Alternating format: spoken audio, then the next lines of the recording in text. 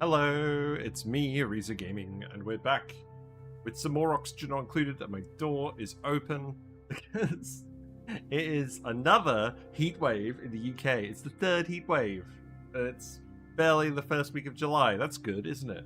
Are we doing well? Yang M on YouTube, Iron Elgis on YouTube for a change. Are we doing well? It's going to be the last stream. It's going to be the last stream of this test run because we basically tested everything I wanted to try out before settling into a proper, more organised Aquatic Planet Pack run.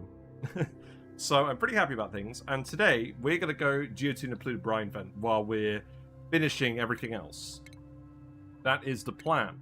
So we are not going to yellow alert everything today, and we're not going to speed 3 everything today, because I don't think the computer can handle it in this heat, frankly. But that's fine, because, yeah, our objectives are fairly straightforward. We have the marine drills set up, we have the tubulars growing, we have the glow squids glowing, so we're going to get all of our squid ink into our critter fountains. They're building this pipe as we speak. They're pretty quick at building pipes, so we're just going to let them do that for a little bit. But I need to think about where I'm going to set up my geotuners, because we've got plenty of salt. We have, let's see, we have 220 tons of salt remaining, so that's good. We're gonna obviously need bleach stone hoppers to convert that into, well, you know, bleach stone. We do have gold from the gold volcano. The oxygen is spreading far and wide. Is there a zone where I don't care about introducing chlorine? Or should we just actually try and do it in an organised way and keep the chlorine handled? We could probably do something like that in, say, this room underneath the carbon skimmer. That feels reasonable to me. So I think what we'll do... Now, I could just put a... If I just do this... I should just be able to put a liquid lock in that bit before the loader, and then I can have this room contain the bleach stone hopper. That feels like a good plan to me. So before we do that, let's actually go through here and dig out all the back walls. And then probably just put a ladder here, and then we'll do that. Yeah, I'll just fit a little bleach stone hoppery bit in here. This sand, I believe I just actually dug that sand out. We're not using emergency priority today.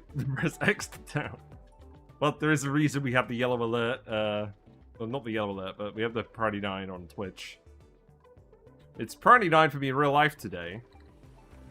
But we're okay. We'll be fine. But yes, I officially have permission to stay up late. So, so that's good.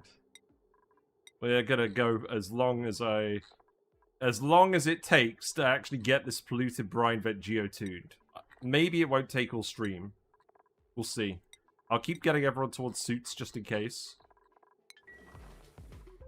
Obviously, the polluted brine vent is down here. We have analyzed it. This is actually a pretty strong one. 20% plus more output than usual. So that's good. When we max geotune it, it will be at 195 degrees C, and it will be effectively 20 kilograms per second of polluted brine. So that'll be 6 kilograms per second of salt when this is erupting, and 14 kilograms per second of water. What? Oh, yeah, that's when it's erupting. So the average for the eruption is going to be 9.6 kilograms per second. That's going to be just over 6 kilograms per second of water. So if, of steam, rather. So if we put 4 steam turbines on it, that should be fine. So we'll need to make a 20 wide bit. We'll probably need to murder the rest of these squids. That's fine. All of the excess squids are going to go up here. We do actually have that set up. Our squids are actually tame now, so that's good. They don't breed very quickly. This one's on 7 happiness, and it's still going to take 28 cycles for another egg. Which is fine. But yeah, that should be okay. Right, so yeah, we're just hanging out. We can celebrate the end of a long and successful test run where we didn't immediately die. Thanks for the raid. Yelp, gugu. Hello. Hope you're doing well. How are you? What have you been up to today? Are you playing Oxygen Not Included? Let me give you a shout out. What is going on in your world? Are you in the middle of a heat wave? Is that possible? Thank you. Oh, there we go. Thank you very much for the follow, Mechanical Storm. Enjoy your fishy and froggy emotes. Hope you're doing well. Hi ho, hi ho. It's off to my insult we go. Yes. I have very much enjoyed this DLC so far, and we will continue to enjoy it. The only thing is, I'm going to have to put pedestals here to actually deliver the liquids. I will put pedestals here, that's fine. We'll put artifacts here when we're done. Soon TM. Okay. The gun palm has died again. This is bad. Let's get people back. Okay, no. No, no, no. I said we weren't going to yellow alert anyone today. We're chilling. We're chilling! God damn it, we're chilling. We are relaxing and maxing. Although I will murder these excess fish. I don't know where these guys have come from, but they're not supposed to be here either. Right, is there a back wall here? There is. I'll let you dig this up as well. We can build these tiles now, that's fine. Yeah, it's ridiculous. So yeah, I'm Ariza Gaming, Funny Fish Man, playing a Funny Fish game. And it's going pretty well. The main issue I've been having is... What are you doing? Get out of here. The main issue I've been having is I've stored too many fish down here. Our fish delivery system for this run was not super optimized, shall we say. I don't know how many fish we have down here, but it's at least it's somewhere in the region of 1,000. Actually, it's somewhere in the region of 854 in this pool. Oh, look at that! The tooltip shows you the pool size and the amount of aquatic critters. I'm not sure if this is part of my mod that I have. You think they might be crowded? Yeah, maybe. I mean, if we have a look at this beacon, it's at minus 679 happiness. This ore hull is at minus 452. Yeah. Yeah, that sounds about right. So when we achieve our objective, we're going to come in here, we're going to murder all the fish. How am I going to murder all the fish? I don't know. I really, really don't know.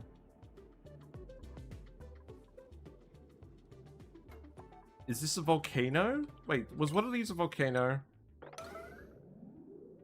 That's a chlorine vent. That's a volcano. Okay, so this one is a volcano. I think I know what I'm going to do. I'm going to let the dupes come up here.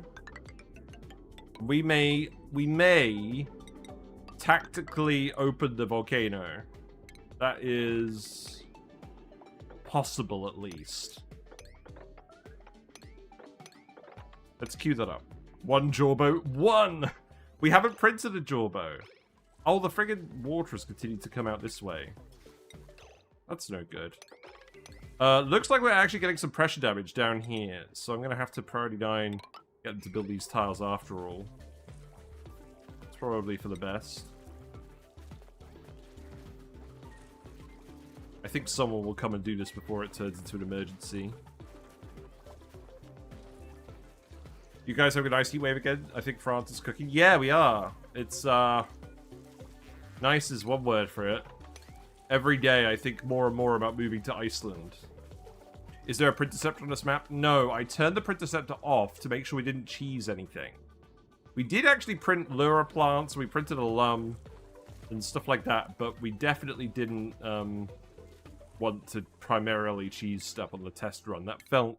I did a poll, and a Twitch chat voted against it, and I thought it was a bit silly, so we didn't do it.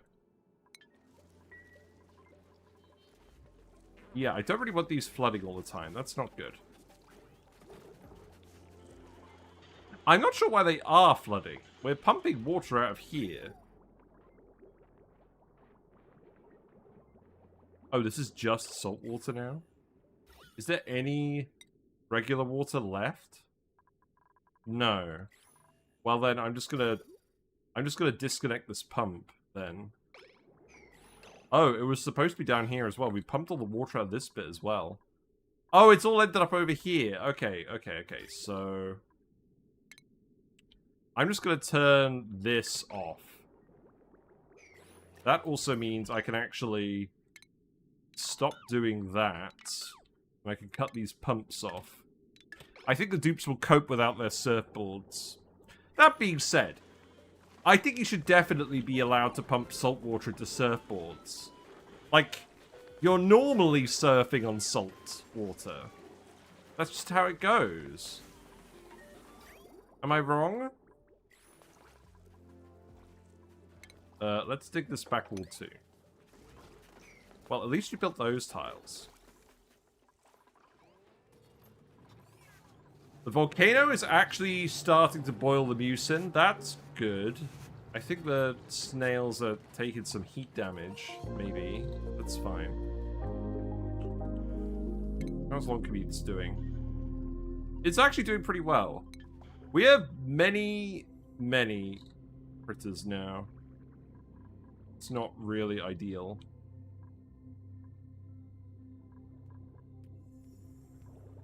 But people are getting groomed down here, so that's good. I will continue filling in these slots with tubulars as well, although I think I might just leave this for now. We didn't set up room for auto sweepers, and I don't want the dupes pulling in here too much. Think of the mechanics rusting?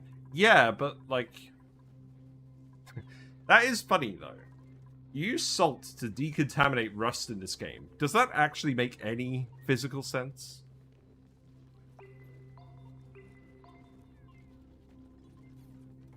I must admit, I haven't really thought about the IRL principles of rusty oxidizers.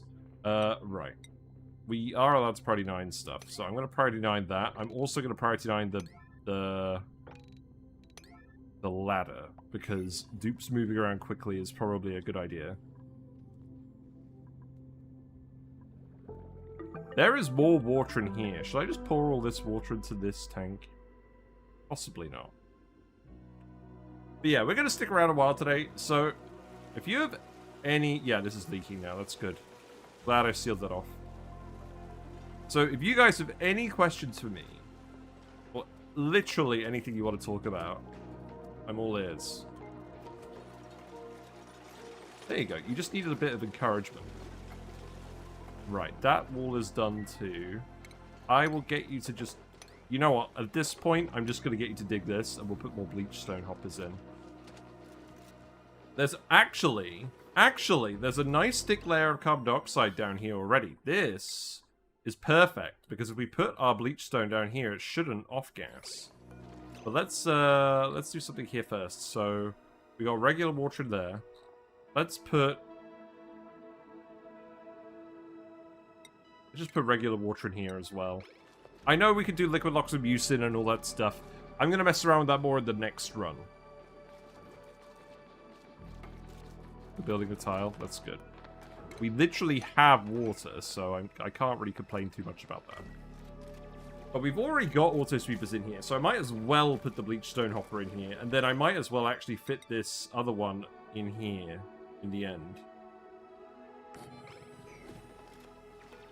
Can that reach that cell? Probably not, right? I could put another one here, though. That's fine. And then that conveyor bridge could go here. Yeah, that's for the mealwoods. So that could go there. Did I ever actually get that working? I think I did, yeah.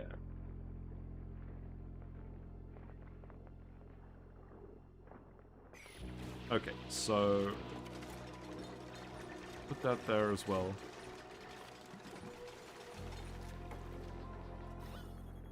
Looks like that carbon dioxide is pushed up here. There's a lot of carbon dioxide here, I'm not too worried. But I will get them to seal this off. Oh, we're out of friggin' stuff. Let's build this out of coquina then. We're out of siltstone. That's weird. Right, zinc ore, please. Keep building that. Let's see. Remove that. Oh. I didn't do this right, did I? And I'm just going to deliver that bottle there. Well, I'll try again. Yeah, build that tile. I don't want the water in here, but I don't want the CO2 to leave. Okay, that's good. And then we could dig that back wall as well.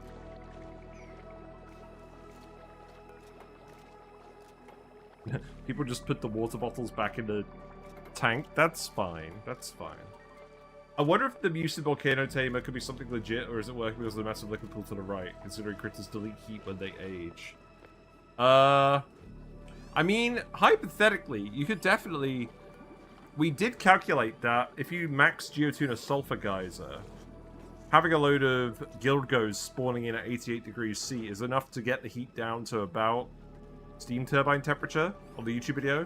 It was actually a little bit less heat if it was a full Gildgo ranch. You had like 250 Gildgos up here spawning their Mucin.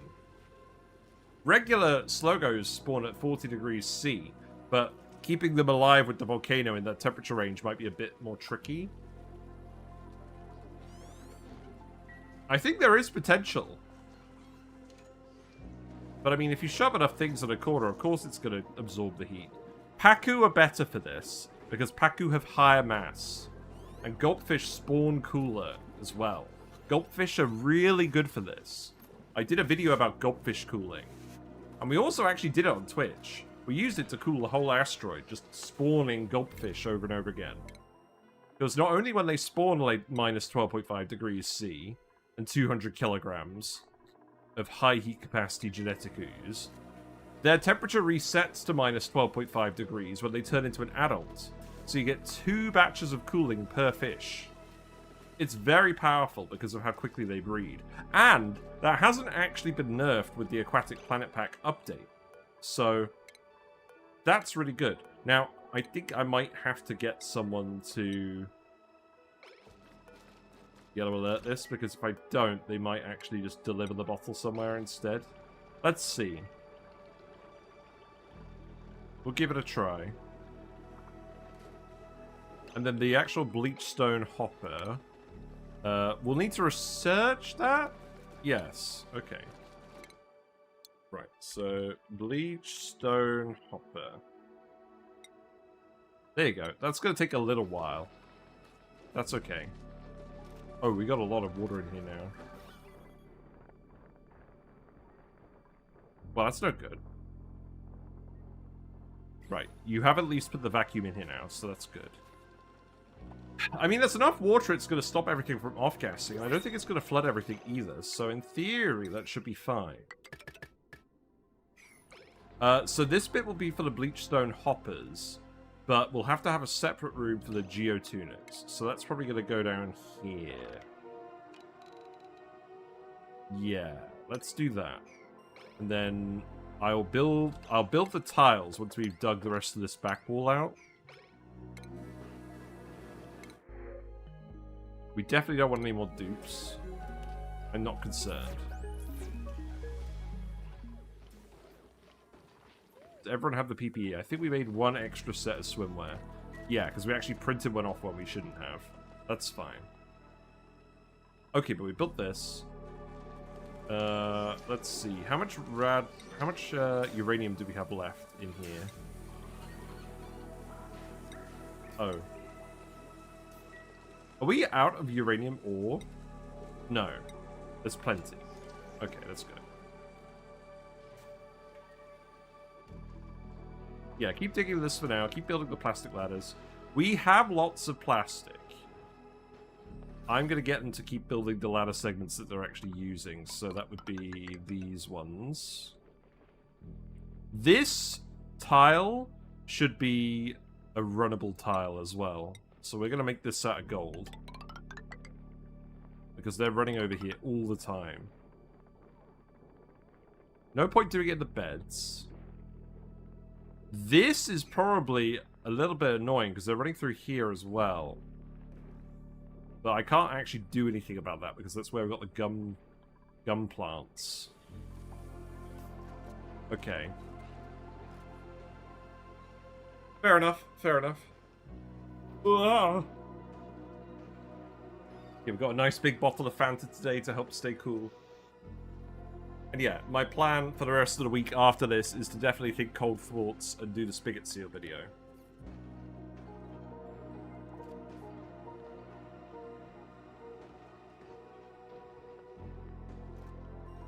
And then, next week, we are gonna go back to Ceres, but there's something I want to investigate first. I want to see if it's possible for us to do a Marinia start where we actually delete the starting biome. Like, vacuum it all out and see if we can actually successfully start a run without any of these initial resources. I want to think about what's possible and what's not possible. Now, we're letting all this water out of here. That's fine. There's no turbine down here that I care about apart from this one. So that water is all going to pile into here and do something, which is fine. Aren't rubber tiles faster than metal ones? Eh? Metal tiles give a 50% run speed bonus. Rubber tiles give a 25% run speed bonus. Metal and plastic are the superior tiles. But rubber is obviously available quite early, and also they're very pressure resistant. And they're actually really good insulators. Rubber tiles are, like, only marginally less effective than actual insulated tiles. So if you want a room that you generally want to keep cooler, but it's not, like, critical, like a steam room or something, and you want the dupes to run over it fast, you should probably be using rubber tiles for the floors. Because the insulation difference isn't that high, and the run speed bonus is significant if you've got it over a large area that the dupes are running over. So those might crop up every now and then. Maybe. But nobody cares about heat on Marinia, because there's so much heat capacity everywhere. It's just ridiculous.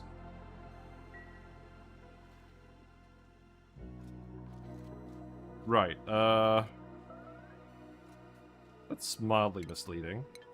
I'm going to get you to dig these bits out as well, I think. And then what's the constraint on research? Oh, we were researching coffee, but we never actually did pinch of peppers. That's true. I don't think that actually matters, though. I should probably do this ladder as well. And then we have enough rubber that I could tell them to just do the rest of the wires now. So this is going to be priority 8. And that is going to be this whole wire here.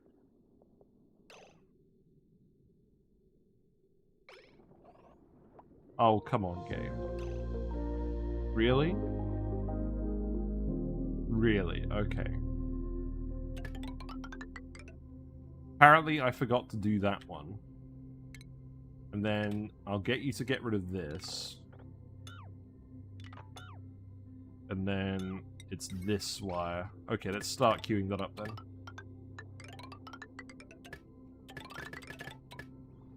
Because we got quite a lot of occasional consumers on these. I think we will still do the wire up here at this point.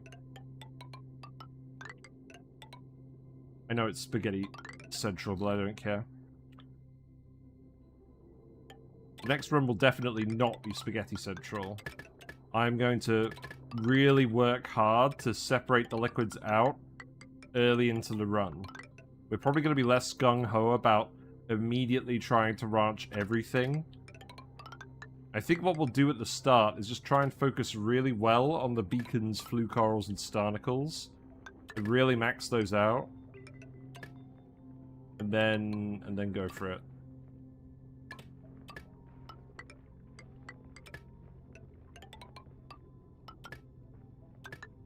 Because the beacons should provide plenty of food. The flue corals will provide plenty of oxygen. And then we just need to find a saltwater vent and cool it down.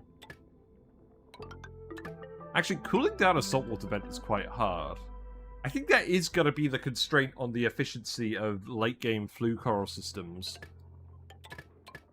Because the flue corals are actually in water, and the hydroponic tiles aren't insulated. So I think if you just fed them hot salt water, you would struggle to actually keep it cool. Or keep the plants cool. So I feel like you would actually have to actively cool the salt water by, like, a lot. Oh, I'm going to need to replace this with an insulative conductive wire bridge. Well, I could remove this. That's fine. I'm sure I'll remember to do that. Let's keep going. That's a lot of gold we're using up, but we have lots of volcanoes, so that's fine. What is this? What is this silly wire?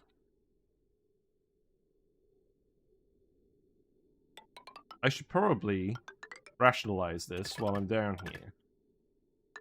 That is better.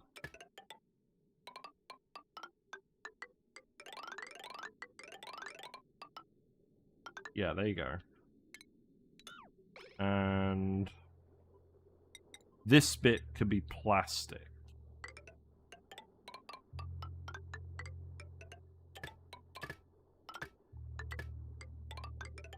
Yeah, there we go. And then cut that out, and then remove that. And then... Oh, yeah, okay. I am deaf. I'm silly. Okay.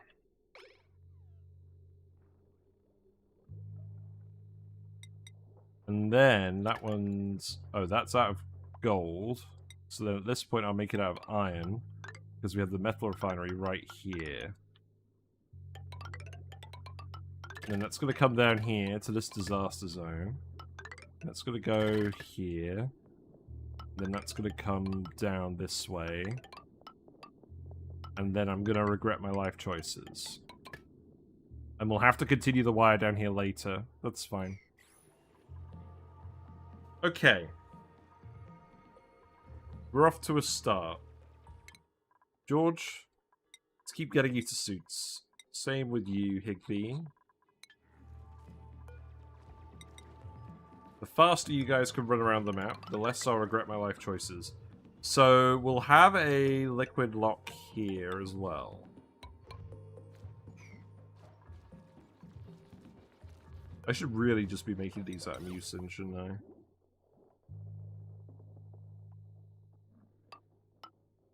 Oh well. So, we need room for 4 geotuners. So this will need to be at least 16 wide floor space. The room we're just going to let fill up with chlorine, or if there's enough carbon dioxide, which there probably is, we won't even need to worry about that. Although, I will need to actually make them Friday 9 all of this. So we actually remove that back wall. That's fine.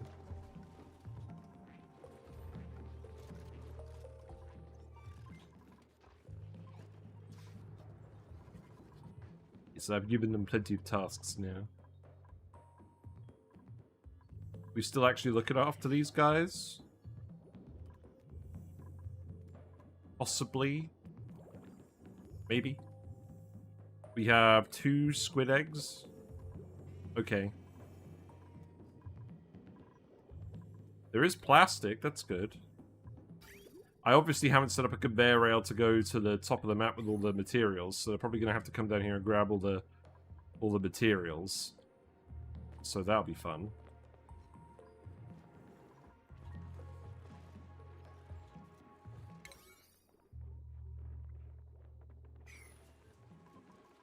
But yeah, I don't think there's really anything else I can do to speed this up other than to have the dupes actually work more efficiently.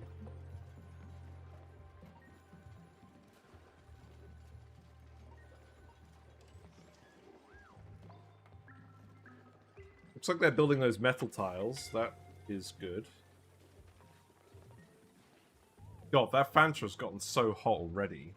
The Amogus eggs? Yeah, I agree. They do look like Amogus. It's true. Let's see. Dive Master for Lyra. Okay, so now every single dupe has Dive Master. That's good. So hopefully that means less exhausted dupes. But we do have 3 different schedules going on, so I'm not really surprised there's some differences going on. There are a lot of errands here now. They are getting stuff done, though. I can't complain. These back walls are still pissing me off, though.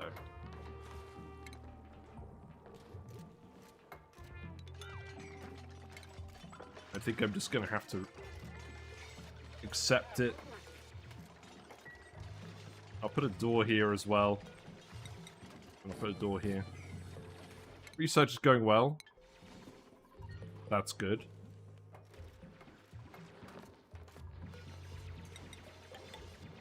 Put that there. Yeah, there's a lot of carbon dioxide in here, so if we can keep... Right, dig those tiles, and then build these over here. If I do that, then we should have 19 tiles in here, so that's enough for 4 geotuners. No, we want 5 geotuners. What am I talking about? We want 5 geotuners. Okay. Yeah, and the laboratory in which they are contained can be up to 120 tiles, so that is fine. I can fit 5 geotuners in a row here, but I would need to actually seal this. So that, I think, will be a case where I just seal it up here. That is going to push some more liquid over here, probably. We'll see.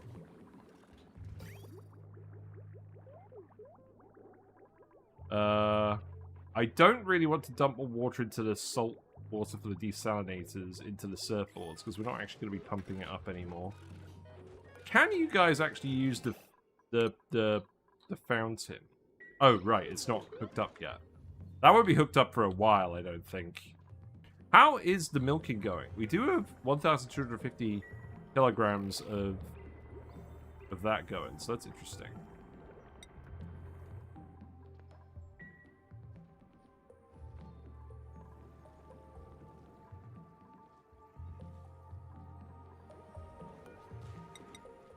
Right, I'll get you to build that tile as well.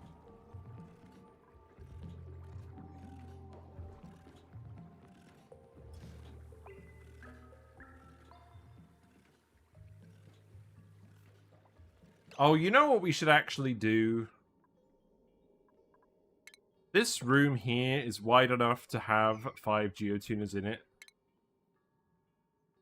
We've got doors here, though. I don't want this water going any lower than this anyway, so I think I do eventually want to block this chute off. OBS? What's going on, OBS? Is OBS having issues? I think it's fine. Don't worry about it. Right, dig that, please. Yeah, we'll just seal this off and have one bit here. That's fine. So, let's priority 9 this. I'll tell them to start priority 9ing stuff again. Because I don't think I'm going to queue up any more wires for now.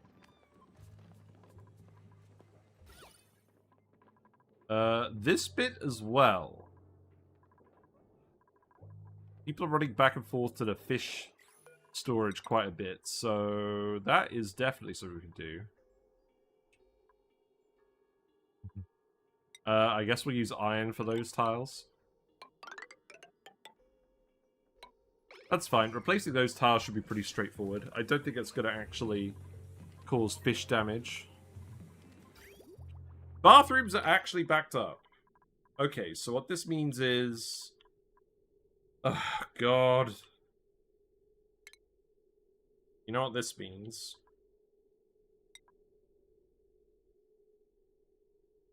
Right. Here's what we're doing. Bridge. Cut. Bridge. Let's just do all the bridges first. This is going to be the spaghetti to end all spaghetti. And then that is going to have to be a bridge that goes here.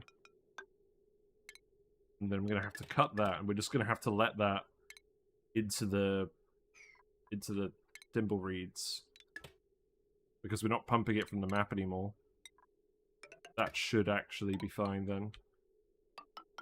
But that will need to be priority 9, for obvious reasons.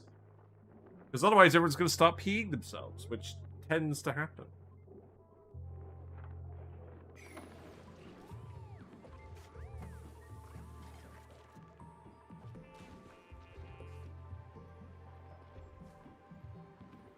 I guess as we dig out more of these tiles, we might get more siltstone to build stuff with as well.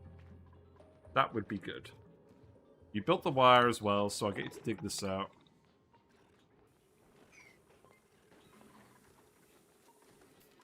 We never did actually use the emulsifier, did we? How much eggshell do we have down here? We have nearly a ton of eggshell down here. That's hilarious. Good.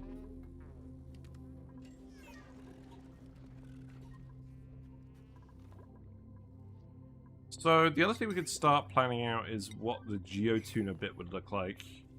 Or what the geyser bit would look like. But, honestly, I don't think it's even worth doing it until we've actually got everything else built. We've given them enough errands now. Let's just let them get on with it. So, get some more regular water down here. Oh my god. I mean, that makes sense, because we just actually built a load of tiles here. That's always going to keep winding me up, though. Right, so now I can get you to actually dig this out. And then I can build those tiles here, and then we should have room for 5 geotuners. So...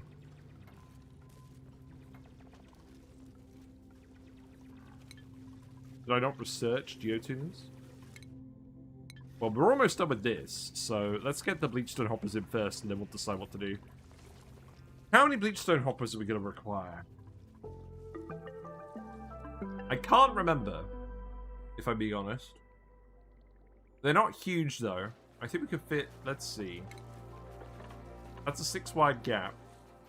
So we could probably fit, I think it's 4 wide as a building, so probably 1 here and 1 here. A bit annoying that I had to put the auto-sweepers in those positions, but that's okay. The lum is very confused and sad.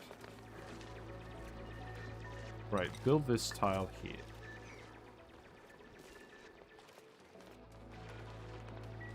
Yeah, keep delivering the liquids.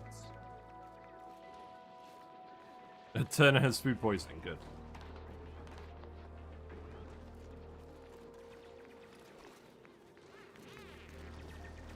I should probably do something so I can actually get down here as well. Yes, that will require at least a ladder, so let's just put a ladder.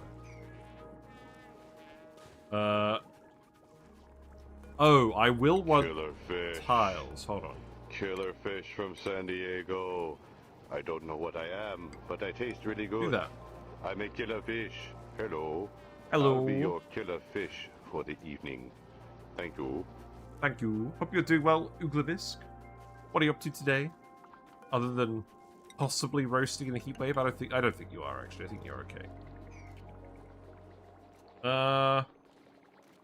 I think I do actually just want this to be sealed off.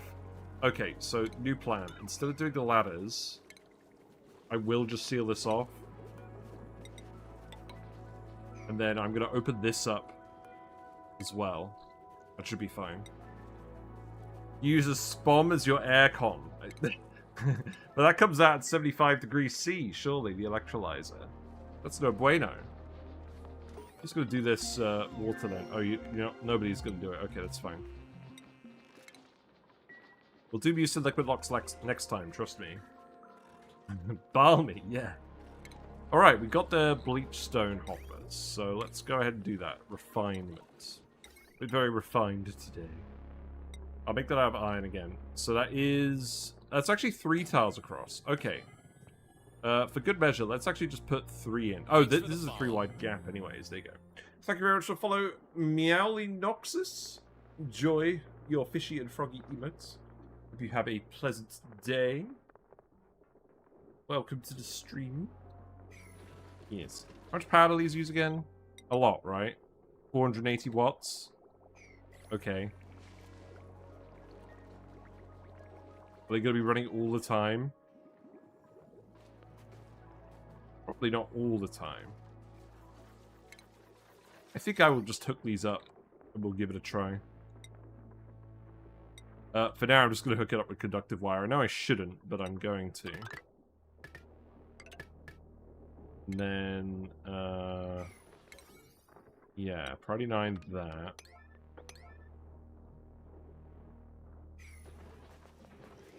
So all that material is going to get spewed out. That can all get picked up. So I will want some conveyor loaders in here as well.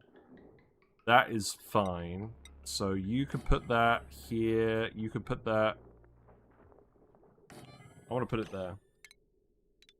I'm very annoyed by this conveyor rail, but that's okay. I can go there. And that could all be priority 9. The new insulated conductive wire is nice. Yes! We actually have the resources to make stuff with it, so the dupes are gradually converting everything over. That's the plan. Now that we have all these gun palms, we are making enough rubber for it. And we are also making plastic, but that's quite far down here, and I'm still not 100% convinced the dupes are getting down here that regularly. Well, I guess they can't be too bad. These guys are still groomed. Oh, you're on the way? You're going to go store materials. What are you going to go store? Going. Oh, you're filling that up with diamond.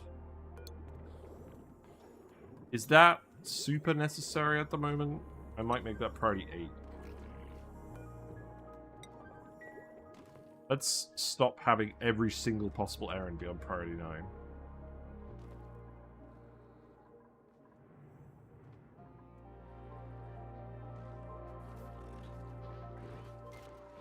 Yeah, and then set that to priority 9. That wire could go in there. So those are going to be the conveyor loaders that are going to pick up all the bleach stone. And then we will actually need the geotuners, so let's research that too. There we go. It's in superheated forging. I guess that makes sense. Hello, Charlie Kelly on YouTube. Hope you're doing well. Yang on YouTube is at 30 degrees C in the southern hemisphere. Please keep talking about the heat wave. Maybe I believe it if I stop freezing. Man, yeah. I wish it was 30 degrees. I think me and my colleagues at work have a very specific clash of opinions when it comes to hot temperatures. They're like, oh wow, oh no, I didn't mean to do a yellow alert. No yellow alerts today, sorry. They're all just like, oh, I really want to get a tropical island and just retreat to a tropical island. And I'm like, oh, I really want to retreat to, like, Vancouver Island or something like that. And they're like, what? I really want to go to Iceland, you know? Why am I putting a ladder there? That's not needed.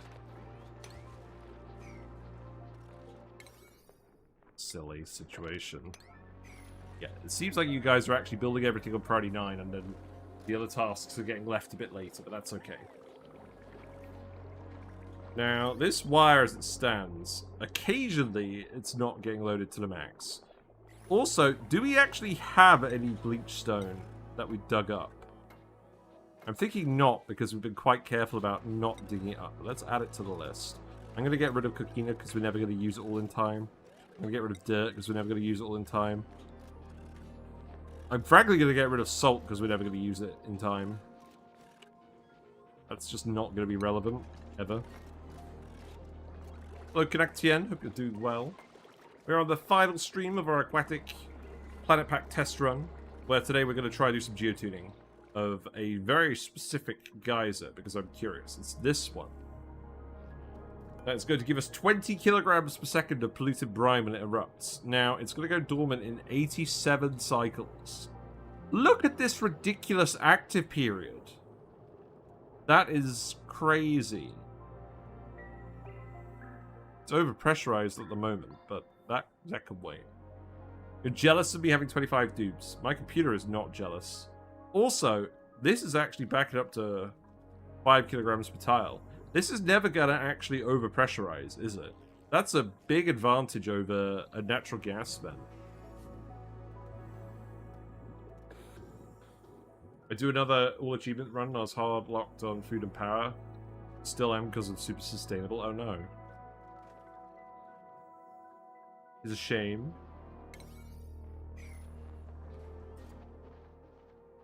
Right, you did not actually put the water here, did you? We'll try again. You'll be harnessing geothermal next time I sit in Oni. Yeah, fair enough. Yeah, keep building these plastic ladders. I do want the dupes to move around a bit faster.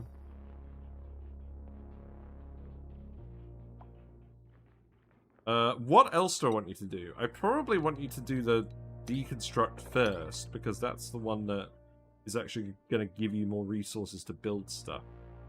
Obviously, that volcano stuff can wait. Oh, don't do that one yet. Because you need to build the original wire first. Okay.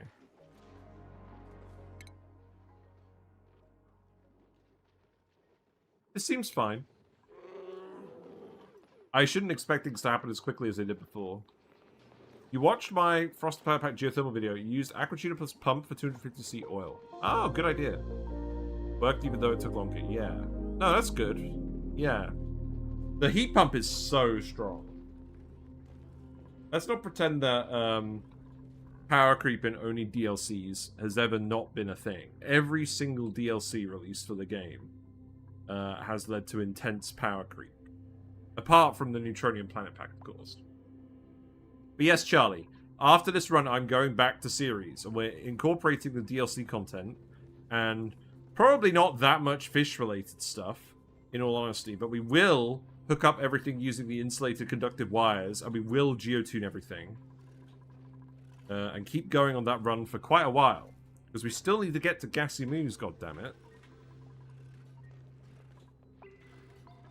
Some of the new wires on the Bleach Stone Hoppers don't appear to be insulated. Yeah, I know. I'm going to insulate them later. I just want to get them built first.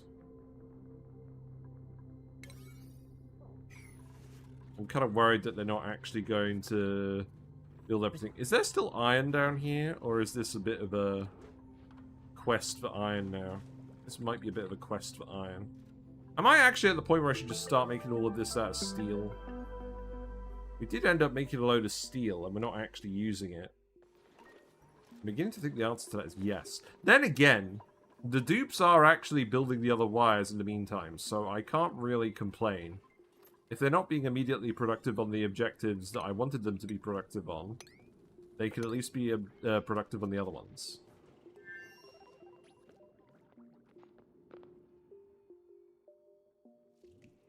Oh, look, all that steam condensed. That's fun. Yeah, well, the iron's down here. I think I know what I should really do. Is this volcano idle, or is it dormant? It's dormant. I could get someone to come analyze this. I will get someone to come analyze that, I think. And then I will get you to priority 9 that dig, because it's all hot in here anyways, and it's all atmosphere stuff now. You may know pollution run the Polluted Planet Pack run on so much geothermal power. Yeah, I really think the main trap of the Polluted Planet Pack is getting into a loop where you generate too much carbon dioxide for no reason. And the game really, really wants you to run ethanol-based power, but I just don't think that's a good idea, unless you're literally dumping the CO2 into space. We have done that, but if you don't, it's just way too much CO2. The only alternative is that you just get a big suite of slicksters to eat all of the CO2, but even then that's a bit of a stretch.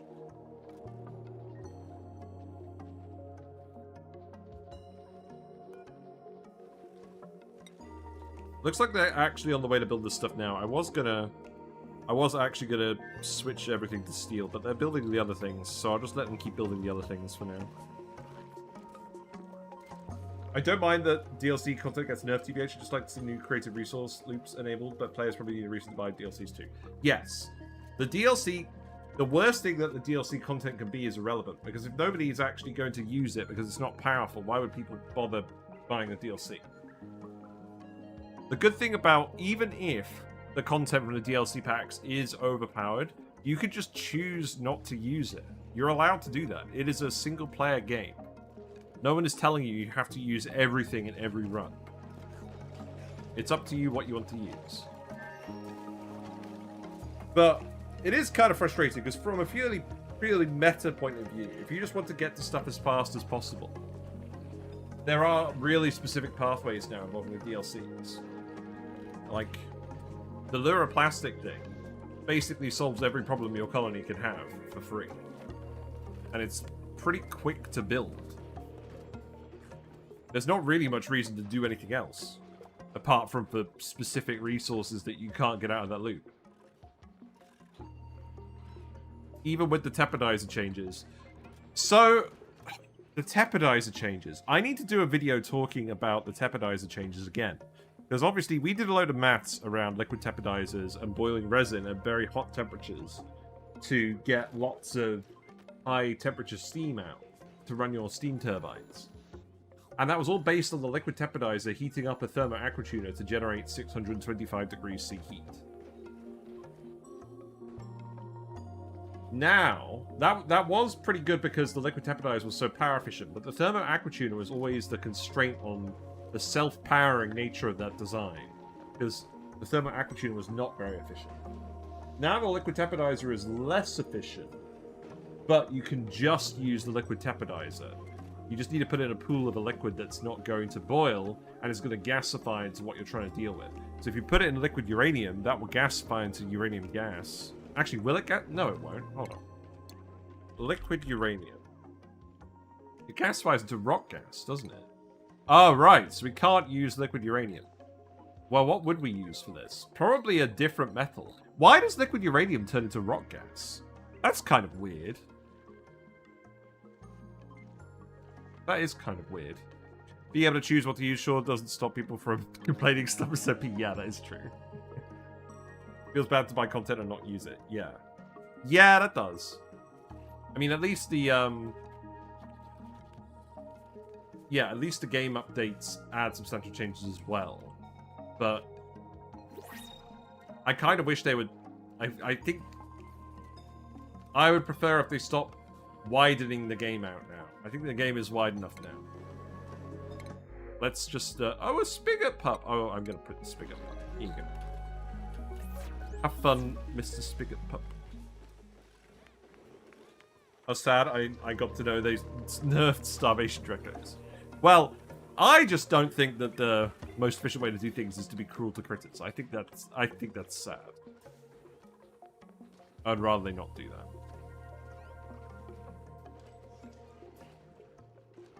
Yeah. So I'm wondering what they would do to balance some of the DLC stuff. We did a YouTube video as well where we actually ranked all of the DLC features together in a tier list. I wonder why no DLC has focused on late game lately. I know why, Yang. Because not many players get to the late game. I mean, you definitely see people on Reddit doing it, and you see people talking about their 3,000 hour saves, but that's not the majority of people who play the game, I don't think. There are features in the game that even I haven't reached yet. Although part of that is probably because I'm trying to show you guys new and interesting stuff all the time. And oftentimes, playing for 1,000 hours on the same save is not the fastest way to see new and interesting things. But I mean, you can see from Steam achievements, probably, like, how many people have actually visited every planetoid. Stuff like that. They have actually added lots of late-game content as well. They've added stuff like Plastium. The Husky moves and the Gassy moves are late-game content as well. I'm trying to think of other specific ideas. The nuclear reactors, things like that. A lot of that was actually really early on. Why are you down here without suits? What? Why are people down here without suits? What's going on?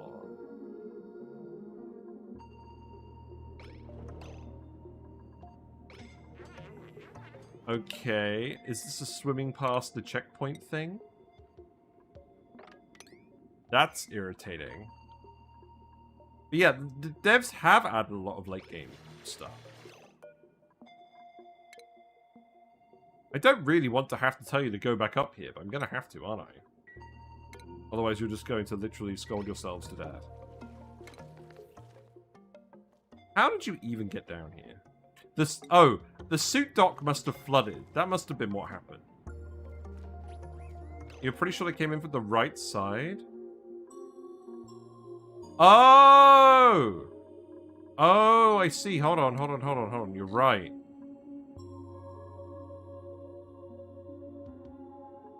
Hold on. Yeah, look at this. They're able to get down here now and swim through this body of water. So I actually need to tell them to get rid of this ladder. And that needs to happen now. So that is a yellow alert. Yeah. Okay. Good. Well, have fun with that. Okay, now I'm gonna have to read chat because I have not been paying attention. I have 2 chats now. Draco Nerf is fine, still more than enough fiber and plastic. Yes. The plastic, the Draco Nerf is fine. Dracos are still a really good source of plastic. I think that's okay. We'll have you showing us fun and interesting things like a Rex and Beast. No, shut. No. I'm just annoyed about the Paku Nerf. I used to like having a tank of water in my base full of fish. Yeah, regular Pakus are kind of lame.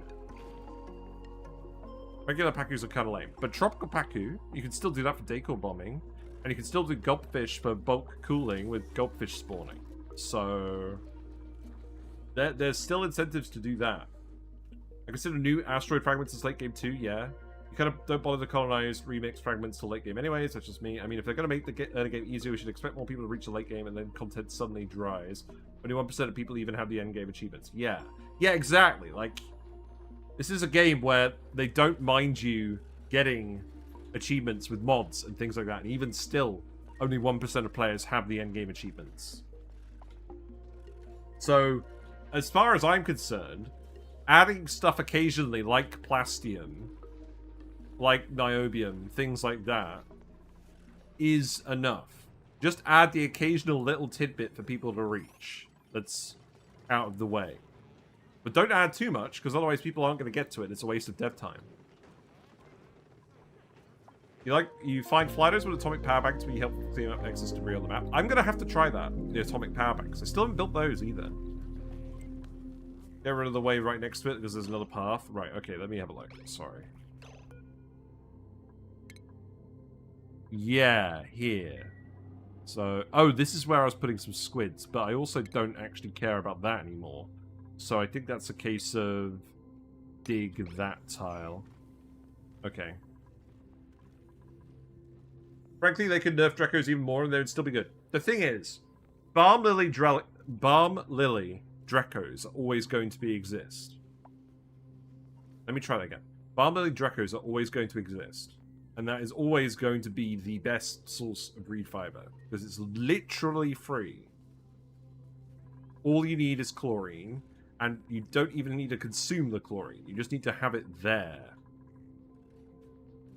And keep it at the right temperature. That's why I haven't done the Rex video yet. But it will come. Gliders with atomic power bank are my favorite. The sense of impending mortality seems to make them work better. As well as not having to replace batteries. Yes, that's true. Yeah.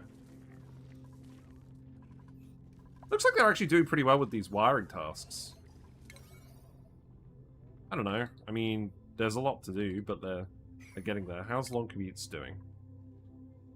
Yeah, it's just a load of construction supply. I'm still happy with that. Right, you built this room. How much carbon dioxide is in the room? And also, I'm going to get you to remove this. We yellow alerted someone already now, didn't we? No, we didn't actually yellow alert someone. Let's empty that again. What is the carbon dioxide situation? That's a lot of carbon dioxide. There is oxygen in here as well, but the people will breathe that pretty quickly. Geotuners are still getting researched. What we'll need to do is we'll need to...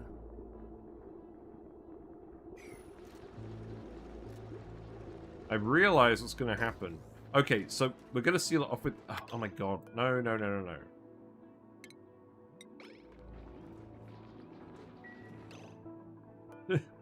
Right, relocate that here. I'm going to yellow alert this now, because otherwise they are just going to pick up the bottles and deliver them somewhere else. Sorry. Diplastium Flido survived the atomic battery explosions. There's some lockable room in the space biome to lock them away when they're about to blow. It's funny. So this needs to be bleach stone. Only. And then this, okay, now I'm going to yellow alert this. This needs to be set to bleach stone. It's interesting that this has a recipe. It's not just a fixed throughput. I wonder if they're ever going to make it say different recipes for bleach stone. I'm not sure that would even make sense. So what we're going to want is we're going to want... I mean, really what I should do is set up a conveyor from the gold volcano. But I'm probably not going to bother doing that. I think what we're going to do instead is I'm going to put a storage bin, and I'm going to put 2 storage bins in here, and I'm going to have one of these be salt and one of them be gold. And at least one of these will be automated, and that will probably do for now. I don't think the game being difficult or being a single player game is an excuse to diminish. Like that Nat Gas Geyser would have been so much better if it was a sour gas geyser. Oh, you mean the thermal vent? Yeah, it's interesting. I mean, on the one hand, there's no other source of natural gas on this DLC, so I guess it kind of makes sense. But there's also not really a critter that uses the natural gas. I mean, it's a very good sulfur source. The Abyss biome does strike me as actually very risk-free. Because it's hot, but it's not hot enough to scold anyone. And the critters attack people, but it's quite easy to find them isolated in areas you can still access them because of the inability for the squid to get through tile formations like this. So you can quite easily separate them out. But yeah, it's very powerful. There's not a lot of risk in this DLC, which is... I think that's fine, because it's trying to get people used to the new method of doing stuff with the water bodies. There's a lot of different thinking with base design naturally with this DLC. So I'm glad that the DLC doesn't also just add a load of difficulty on top of that makes it really frustrating.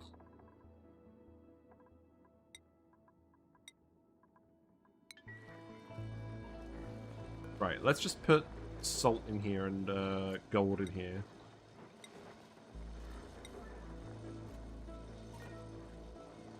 I'll just get you to dump a load in here for now, and then that'll work later. Okay, so you're actually working. That's good. Hooray. Bleach stone made, not overpressurizing. That's good. Speedles in base game when, people said. Yeah. What's research going? Looks like we still need water for research.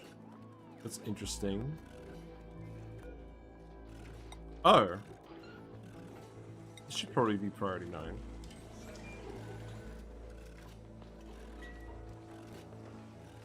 Hello, Highborn Jace. What are we up to today? Well, it's the last stream I'm doing on this run.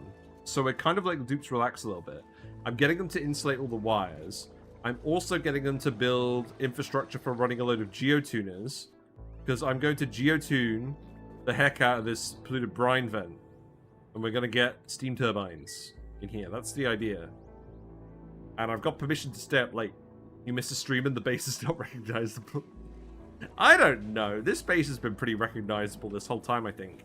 We haven't actually destroyed much of the map on this run. We've done a lot less digging than usual, I think.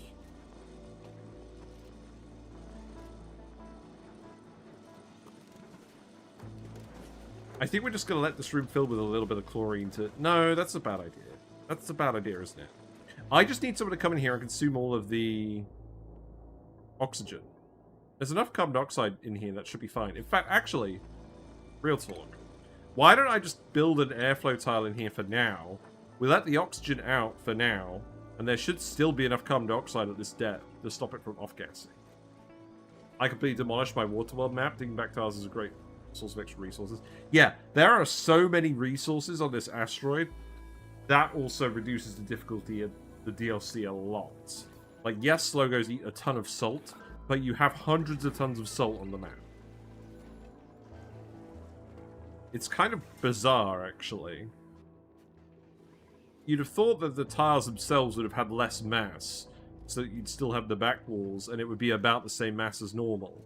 But no. It's definitely me. Yeah. I find that Oxygen Not Included runs a lot better on my computer when I'm not streaming it. And also, it's really hot in the UK. And also, we have 1,000 fish in this tank. Look how many fish I have in this tank. This is not helping.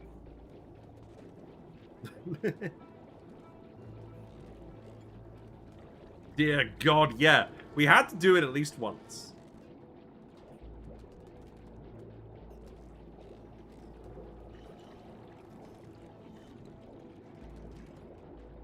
You can't even see all the sequines in here. We're going to get rid of all the fish at the end of the stream. I'm not sure how. I don't think we can actually manually murder all these fish. Like, they don't do a lot of damage, but there's 1,000 of them. Throw a Jawbo in there. We have not found a single Jawbo egg. We do not really have access. Right, this no longer needs to be priority 9. Keep filling that with gold as well. I should probably put one in here as well. Just because that's going to be out of range otherwise. And then I think what I will do is I will put a conveyor bridge here. No. I'll put a conveyor bridge here. This is very stupid, but that's fine. And then I will just need to hook up the conveyor receptacles. Feels weird playing this run on speed 1. You missed a spot, there's actual free water next to the auto sweeper. Huh?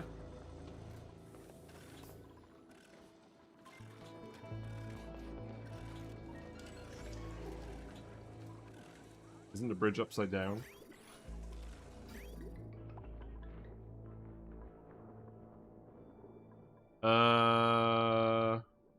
Yes. Good spot. There you go. No, that was the same thing again, wasn't it? There you go, perfect. I've done that before. I've definitely done that before on a run. I've been like, why isn't this working?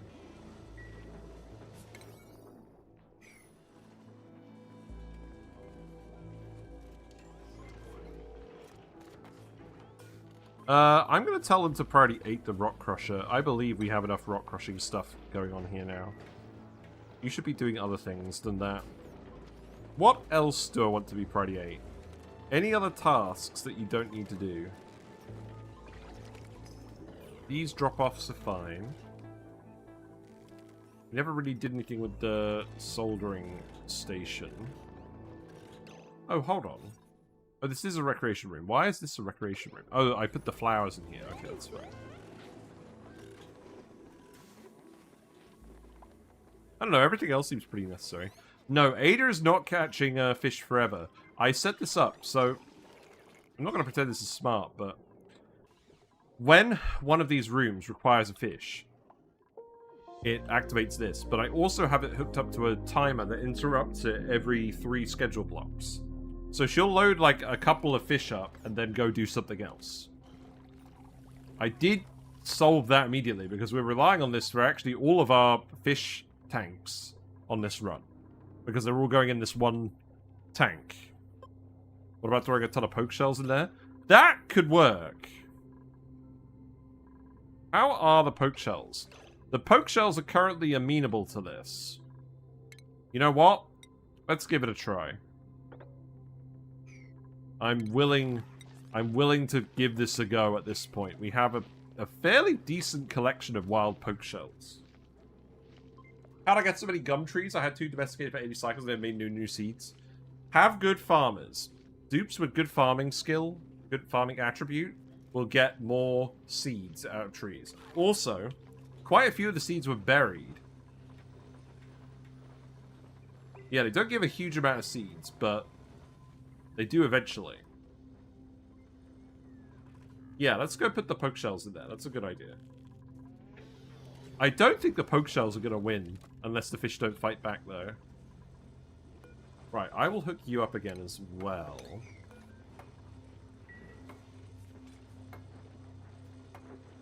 There is salt on the floor. That's going to help this a lot. I think I am going to have a conveyor receptacle for gold. I could do that. Because if I don't do a conveyor receptacle for gold, it's just not going to work. In fact, actually, you know what? In that case, I'm going to build a conveyor loader here, and I'm just going to load that manually.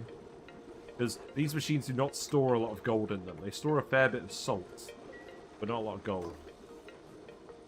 Are they going to be able to wax them all before the egg hatches is the real question. Yeah, I guess. Right, so I guess I'm just going to tell you to relocate all the poke shells here.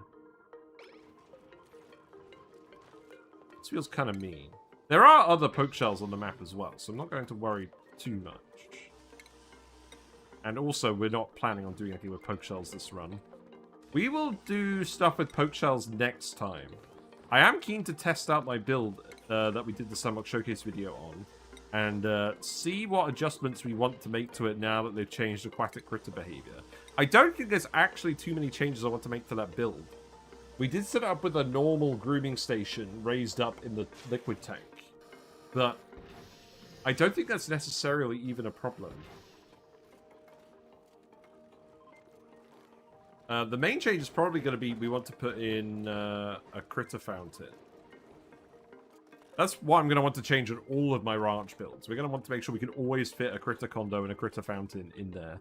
But I'm pretty sure I did put a critter condo in the... or a water fort, as it was called back in the day, in the bin. Oh, you're actually dropping the poke shells off. Okay. Poke shell acquired. You are supposed to drop, good sir. You're supposed to fall down. He's currently operating on he's currently operating on Looney Tune physics. It's like he's Halo dropping in from like the SEAL team from that Godzilla movie.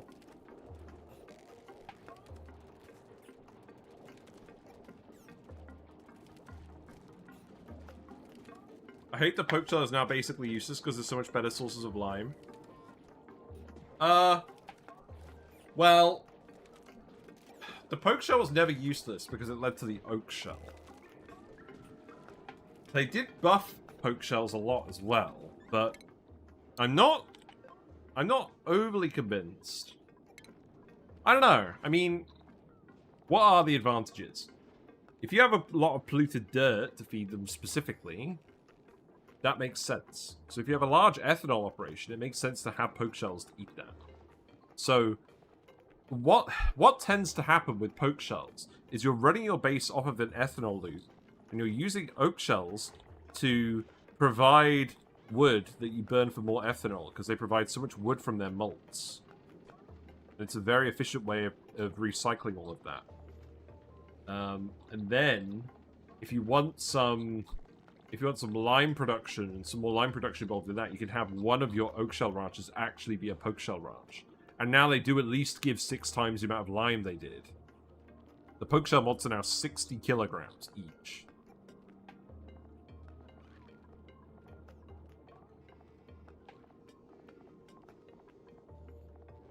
But I think the primary draw is still the oak shell.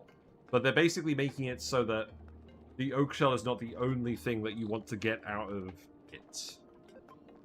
And then they also lowered the consumption rate of Ceres shells quite a lot. So, Ceres shells strike me as a good food source if you have a little bit of polluted dirt or slime. Because you can feed sand shells off of the slime from the Slogos. It's not a lot of slime. And you get so much slime from boiling the mucin of Slogos. This is effectively free in a way of getting sand and seafood out of the slime from the Slogo mucin impact. Yeah, the fact that sand shells are much less consumptive, I think makes them worthwhile. I still think poke shells have a niche, but I still think they're the worst of the three I think they're the worst of the three variants now. Because as you say, there are other lime sources. But you'll probably want at least one ranch anyways, and you need them to get to oak shells. Also, I've just realized the oak shell has a little hole in its shell. The little baby. It kind of looks like a hooting and hollering mouth. Like it's going like... Doesn't it? Like, off to the side. I don't know. Maybe I'm going crazy. What changes did they make for the aquatic critter behavior? I just mean stuff like having the aquatic grooming station and the happiness changes in general. That's not specifically related to the other stuff, though. Why aren't people running this? Oh, just an errand-related thing. Okay, that's fine. Right, put the bleach stone in the bag. We want this to be a manual loader. I'm just going to tell you to make this out of copper. If the copper volcano is erupting again, we should definitely just be doing that. And then that should be manually loaded into here. And then, oh god. Stop it. Get some help. No, don't make the wire pink.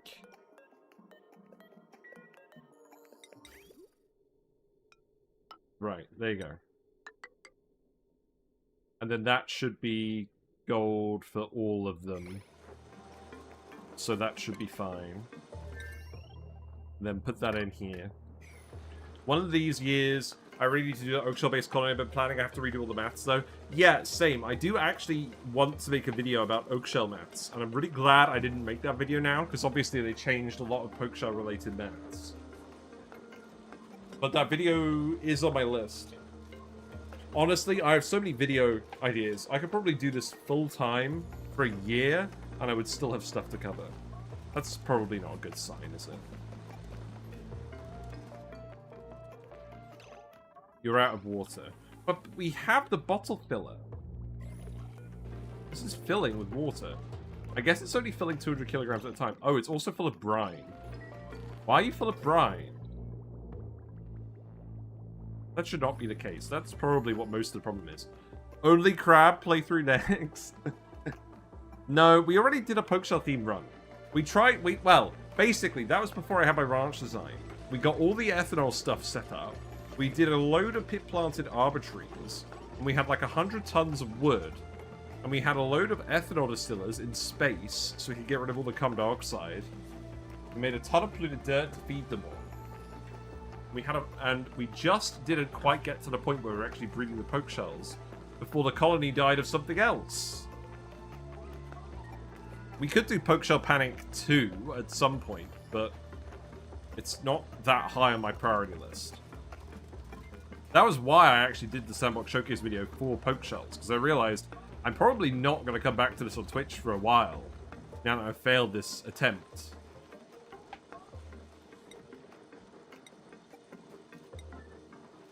Yeah, so load that, priority 9, and then you shouldn't have to load that again for a while. But at least the amount of bleach stone is increasing. So each recipe takes 40 seconds. It produces 0.25 kilograms per second of bleach stone. Okay. Oh no, we got a glow squid on the floor. He's flopping. He's flopping. Fish out of water. Only crabs. Oh, I need to move something. The chat window is covering something else up now that it shouldn't be. Okay, there we go. That will be the colony name. It will be the colony name. But we've got to do Gassy Moves first. I have literally never gotten to Gassy Moves, and it's winding me up.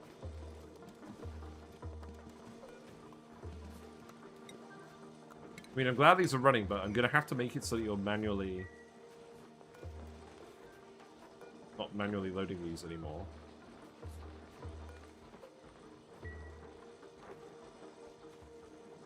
I'm kind of hoping there's enough salt spread out that you're not going to have to keep manually loading these. Right. That is your next task. Turner is on the way. That is good.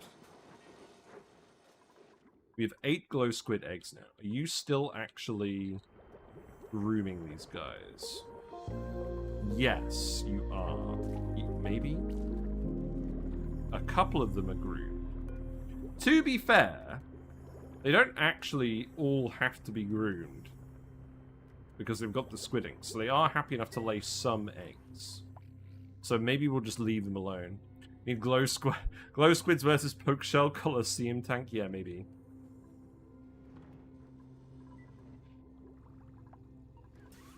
You know, I don't even know how the poke shell relocation has gone. I can't see them in there. There's not many poke shells in here, which makes me think that it was a success. I could see one of them wandering around. I guess we'll notice when the game starts crapping the bed. What do you even do to squids? I see them everywhere, but no one told me what they're good for. Okay, squids are kind of interesting. I think the squids are kind of mid. Well, the thing they do, the squidding is what you want. So they eat these tubular plants. You feed the tubulars with sulfur and brine or polluted brine. You get the sulfur from the marine drills down here. So the tubulars create plastic, which is really good. Or you feed them to the glow squids and they turn them into abyssalites, which is not great because you've got loads of it on the map and you only use it for geotuning. I guess late game it's pretty good because you can actually make as much insulite as you want now and not really worry about it too much. But the main reason you're doing the squids... Actually, there's 2 main reasons. First of all, squid ink. It's like brackine. It's slightly worse than brackine. But you can immediately feed it to critters. So you can actually feed the squids their own milk to give them the happiness boost. Which means they reproduce quite fast. Faster than you'd expect for a critter of their age and size. Because, again, you have the inherent happiness buff that's very easy to set up. And that leads on to the next point, which is they drop calamari, which is on its own, it's a +2 quality food, but you use it to make nigiri, which is a +5 quality sushi, which is pretty easy to make. So they're good for food, and they're good for boosting all of your other ranches, because every creature in the game will eat squid ink out of a fountain.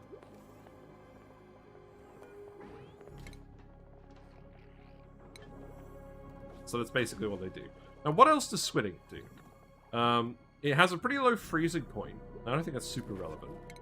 You can boil it into mucin and refined carbon to get some refined carbon out. That's kind of interesting. How much milk do you get per cycle? So it fills up every 4 cycles, and you can milk it for 200 kilograms. So each squid should give you 50 kilograms of milk of ink per cycle. So that's actually 5 kilograms of refined carbon if you boiled it. I'm not sure if that's interesting or not. I guess it is technically sustainable refined carbon, but there's probably better uses for it. So they're technically better gassy moves. No, because squid ink only gives half of the happiness bonus of brackine. Squid ink gives +3, brackine gives +5. So eventually you do want to transition over to brackine. But the key advantage of the squids is, because the abyss biome is pretty easy to actually access or get set up, they're much more accessible than squids. No, the squids are much more accessible than gassy moves. As we know, because I haven't managed to get there yet. You need an egg in there with the poke shell. Oh, I know. Oh, wait, hold on. Yeah, those poke shells aren't going to lay any eggs in there. I was kind of relying on one actually laying an egg. They definitely won't do that, will they? Okay. Well, that feels like I shouldn't have done that now, then.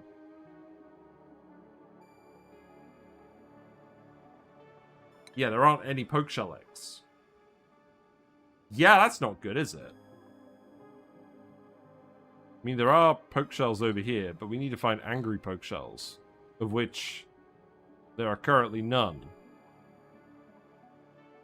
It's 90% Mucin, which is 80% water. Yeah, I mean, no critter is going to outcompete the Slogo for Mucin because of how the miserable Slogos behave.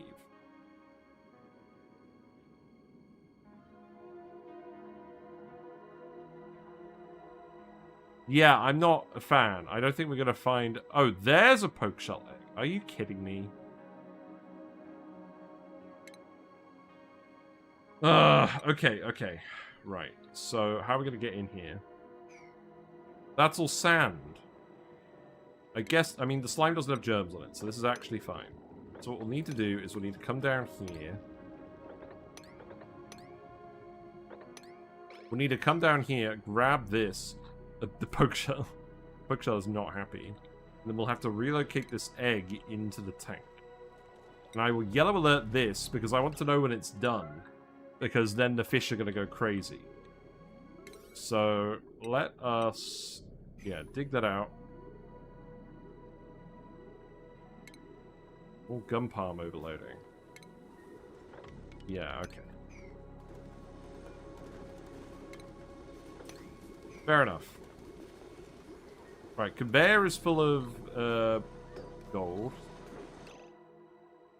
Oh, no, not that one. No, it is that one. Yeah, no, that's fine. Yeah, that's the conveyor that's going to be full of stuff for geotuners. You're nearly done researching the geotuners. Good. Right, no one can actually come over here and reach that, so... Oh, it's the sand. Okay, that's fine. Yeah, you're on the way. That's good. Are there other water sources that are not geysers except Mucin and petroleum loops? There's lots of critters that produce water.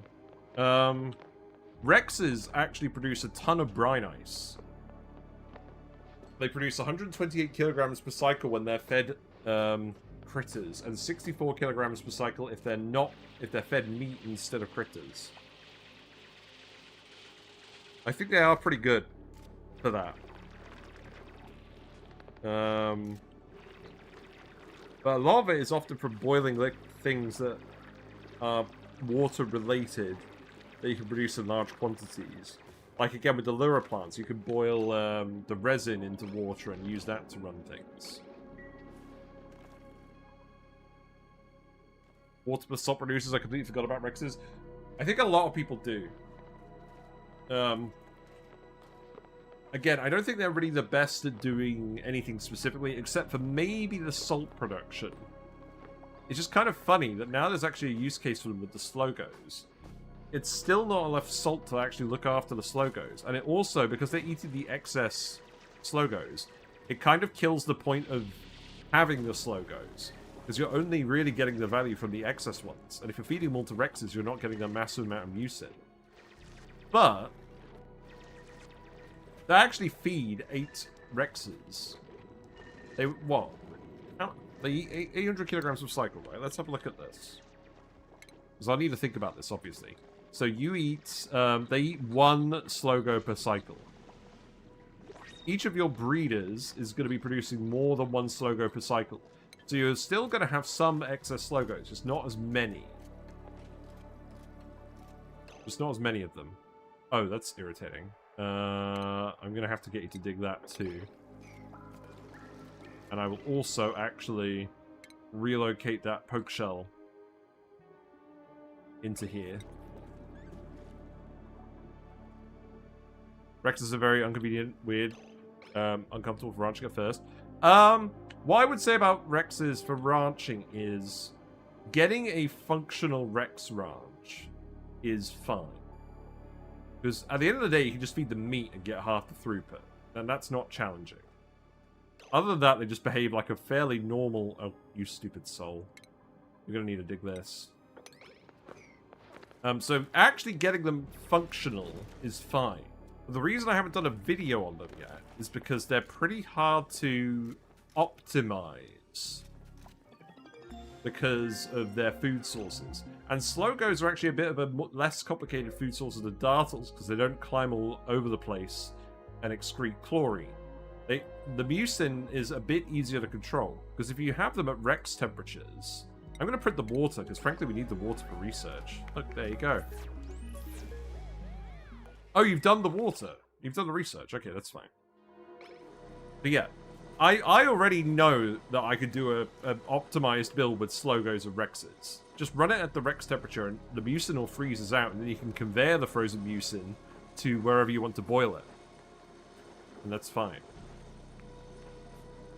But the Dartles farting chlorine everywhere and climbing around all the walls does not inspire me with confidence. Right, Geotuners. Those are going to require better wires as well. I think I'm probably at the point where I should actually just insulate these wires already. So I'm just going to tell them to do that. I don't think that's a huge problem anymore. And then I will also just plug these in here, I think. And then we're going to need a few different things. So we need auto sweepers, we need lights, camera, action. So let's see. I think probably one here. One here. And then we can just have two different receptacles.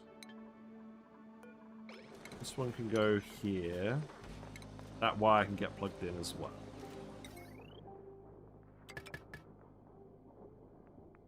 I mean, when you work with them for the first time, they're very inconvenient and weird. Yeah, if the Rexes are at the wrong temperature as well, they do just poop out brine everywhere, which is potentially very annoying. Part of me thinks that them pooping the brine out is easier than them pooping the brine ice, but that's only really relevant if you're not doing Dartles, because you want the brine ice to feed the dewdrops for the Dartles. So you want to keep them cold in that context. But I honestly think keeping them hot and just having them poop out the brine, and then boiling the brine as a liquid as it flows out of the room, and then feeding that salt to Slogos is actually just easier. I think what it comes down to is the Dartle is the part that I don't like in that equation. And I'm glad there's another snack-sized critter for them there.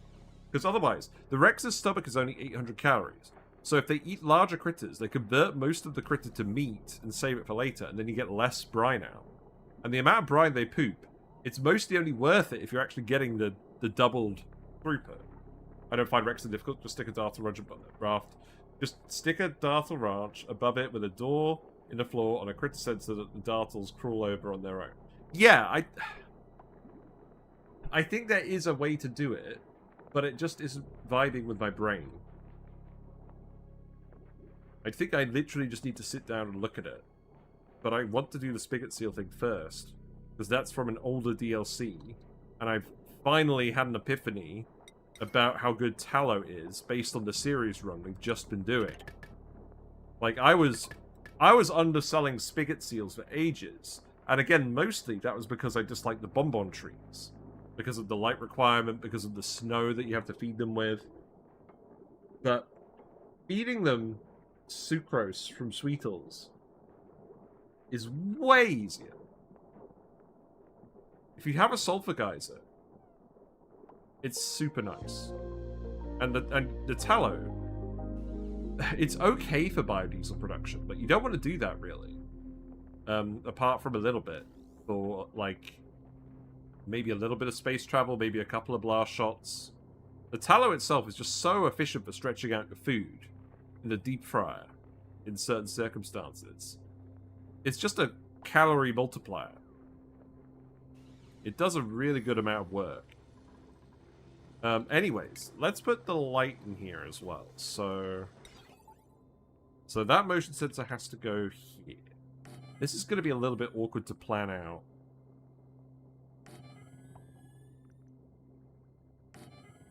Okay, this could be fine. So, let's see. Light. So, that light. I'm probably going to have that go to 2 lights. That one can go there, and then that one can go there. And then I just need to make sure that each of these can actually access a conveyor receptacle with the bleach stone, which is fine. So that can come down there. This is winding me up to no end.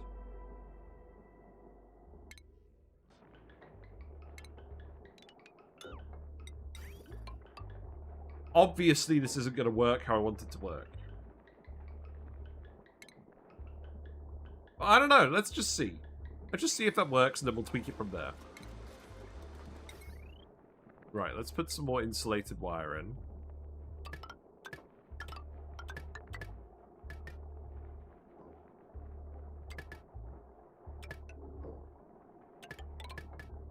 That's definitely a lot of random spaghetti.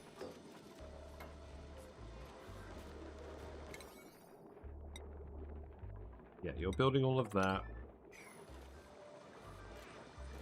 And then if we actually have a look, so there is some chlorine coming out. There's a lot of oxygen. There's a lot of oxygen that actually hasn't drifted over. Now, I wonder why that is. I think I'm just going to have to seal that up.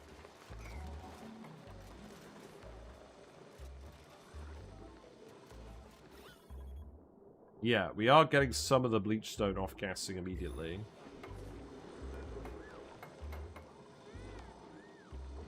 I don't know. As long as it's not off-gassing all the time, it's probably fine.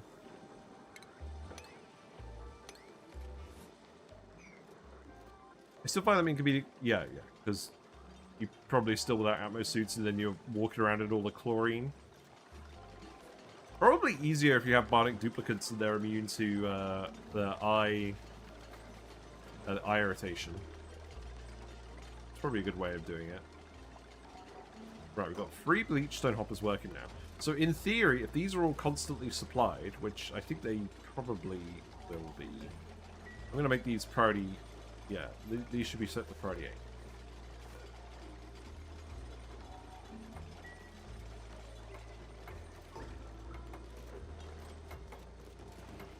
I forgot what I was even talking about.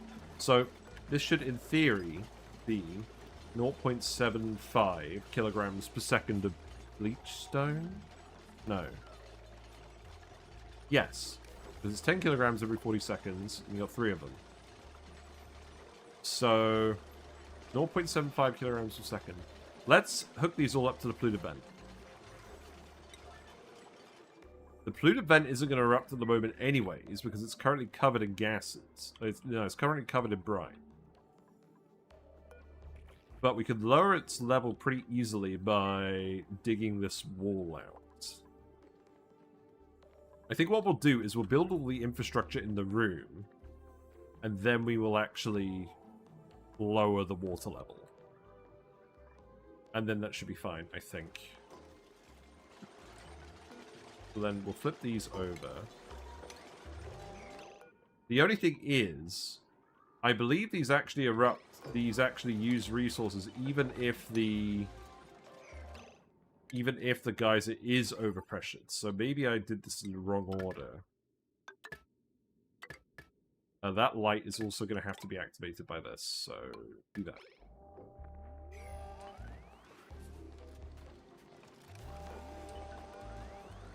But maybe I'm going to set these all to priority 1 for now, so that you don't waste your time on that.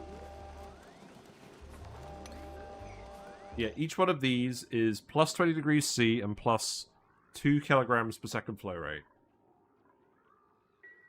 Right, okay, so we have everything ready for geotuning them. Let's keep doing skills. Oh, yellow alert. Hold on. We still haven't done this because we still haven't done this dig. Oh, because you have to do this. Okay, let's... I mean, someone's going to do this right away, right? Probably Willow. Let's speed through it. Let's let them get on with some tasks while we wait for someone to come down and do this. Not an awful use of mercury to light wild planted bonbons in a little steel ranch. Yeah, We did the mercury lamp with some of that. Wild planted bonbons are probably the way to go.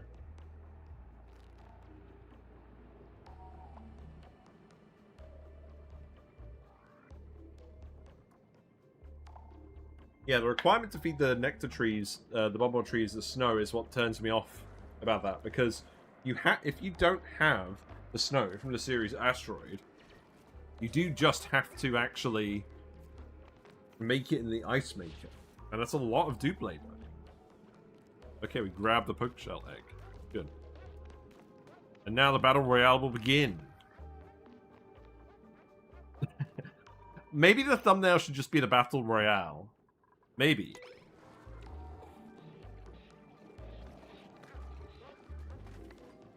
Oh, it does occur to me we can't actually get in this room. Plug this in. That is potentially an issue. We could dig this pretty easily, though. So I'll let you do that afterwards. Right. Let's see. Yeah, maybe we'll do it from that side. I'm not sure that's going to be the thumbnail. Right. Let's actually make that priority 9 now. Now let's see what happens. Okay, all the poke shells are activated. Are they going to start beating up all the fish? Or are they actually going to let bygones be bygones? Because it's too laggy and they can't decide what to do. No, they are attacking the fish. Oh my god. The fillets are starting. I think that might have just been some elderly fish, though. You'd love that for the thumbnail? Yeah, it might be the thumbnail. I've got to get a shot where it's just the poke shell, though. I don't think they're beating up the poke shells. Maybe they are. I'm going to be honest. I have no way of telling. Let me just lower it a little bit. There you go. The poke shells are losing. Yeah, possibly.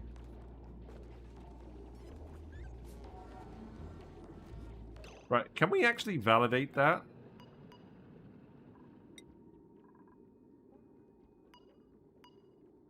No, the poke shells all seem to have full health.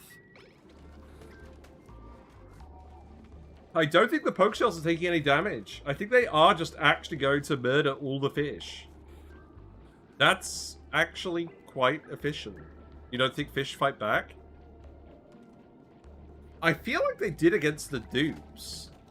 They probably wouldn't against the poke shells, though. Game needs a better source of snow. It's really not great using ice makers. Yeah. So obviously the intent is on the Ceres asteroid. You just harvest it from the meteors. Like the trees even shake the snow off.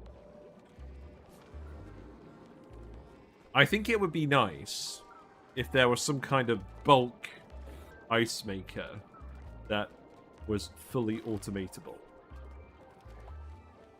for that task. Glow squid would fight back? Yeah, true. I'm not dumping the glow squids in here. So I guess this isn't lagging things out too much. I guess we're just gonna come back and see the tank empty, right?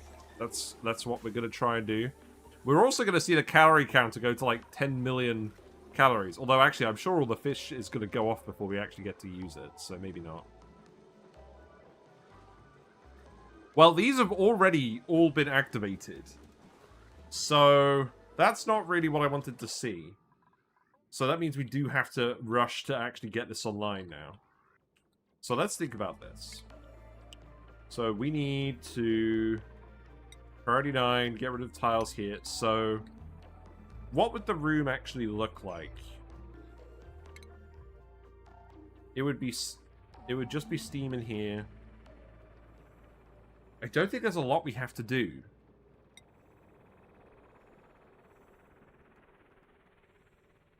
Were it not for the fact that we're using all the rubber to make the wires, I'd be tempted to use the rubber for this, but let's just use the igneous rock.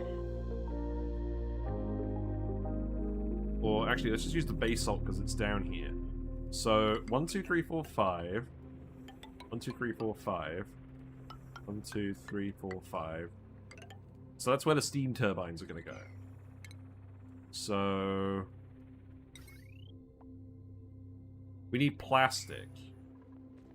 We have plastic. Oh, we need gaskets. We need gaskets. We need 4 gaskets per steam turbine. Okay, yeah, that's going to take some getting used to. So we need to make... Let's make it out of rubber. Let's make 16 gaskets. Yeah. I'm figuring it out. I wish if you drop low amounts of water using a valve in a very cold room, you can make snow. Yeah, that's how they should do it. Because obviously at the moment you can drip water to make ice. There should be a way of dripping water to make snow. Then I think I would be happy with where bonbon trees are. There should be some way you can do it mechanically. Or at least an ice crusher to make snow from ice, and since they're doing that, they can make crushed ice and add a snow cone machine. Yeah, make it so that you can feed them crushed ice as well. I don't know. I mean, you can already... Yeah. Like, make something that automatically crushes ice. Because then you can automatically get the ice via mechanics. I think them just adding a way to make snow via mechanics would also be fine in my book. Sweepers moving bottles will help with low-tech Slogo branches using sweepies too? Yes. Yeah, because at the moment you have to do the sweepies and the Flydos.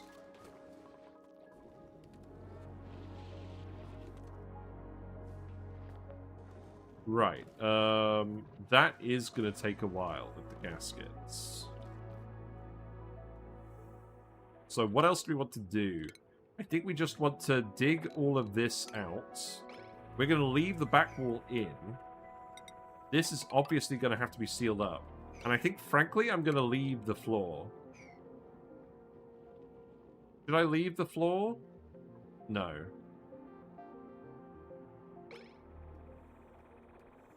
I will have to let it out, though. So dig that as well. We can swim in here to access all of this. The squids are currently fine.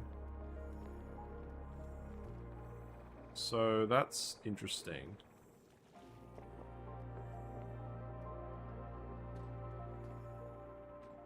Make a snow gun that blows water into the air, but the air has to be cold enough to turn it to snow. Your sour gas boiler is blocking up due to over 1,000 kilograms of the liquid vent. Damn, what a flex.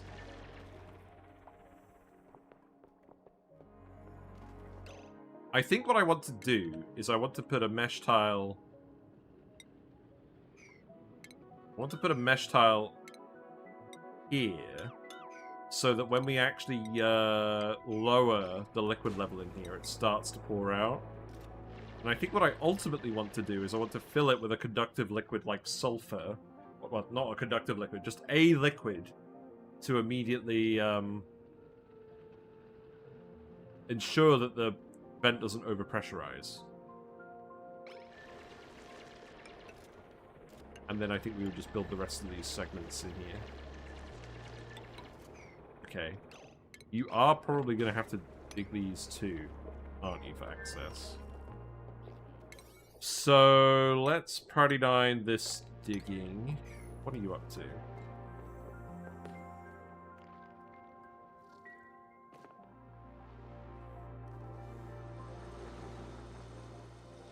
I feel like that's just going to waste all of the bleach stone.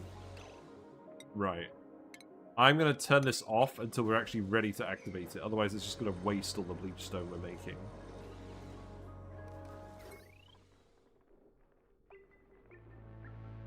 Also, in terms of conduction, this is going alright, but it's, we're not actually making enough power for the Bleach Stone Hoppers. That's kind of irritating. Well, we'll get enough power once we actually get the friggin' steam turbines hooked up. That's the whole point, right? So, iron goes here. I'm gonna have to... Yeah, I'm gonna have to get them to excavate these pretty quickly as well. And then what's this going to look like pipe-wise? So the water, where am I going to dump the water when I'm done with all of this?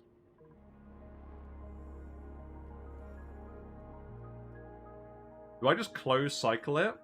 I could just close cycle it, but I have to have the conductive liquid in here to do that. And then that would eventually...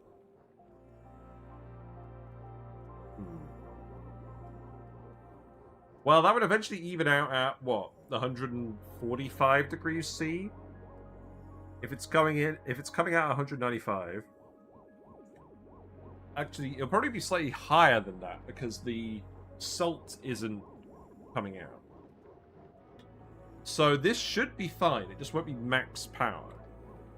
So I think we will do that, but what we'll have to do is we'll have to put the vents in the conductive liquid, so they'll have to come down here or something. So let's put a couple of vents here, and then these won't be self-cooled either, so we'll need an aquatuner. So that's gonna come down like that, I imagine. So 1, 2, 3, 4, 5. And then I'm just gonna mirror it, and we'll mirror the turbines.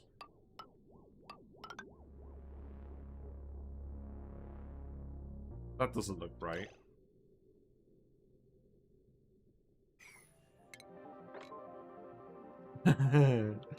Okay, fine. Glad I spotted that now. Don't steam turbines overpressurize at 1,000 kilograms. They do, but... Oh, wait, what? Steam turbines overpressurize at 1,000 kilograms? I don't think so. We have some that are running at tons. I don't think they do, but... I don't know. I don't think they do have an overpressurization threshold. I've been running them on a closed loop occasionally for the on sour gas or bus run. Yeah, like pumps, no pressure. Yeah, so long as the geyser doesn't, the geyser will overpressurize with the liquid. But if we have a little bit of liquid on the bottom that this just dumps into, that should be fine. So I guess we'll keep building these then. And then that can go like that, and then the power wire will just be insulated conductive wire, which we'll make with the plastic with the tubulars and the iron.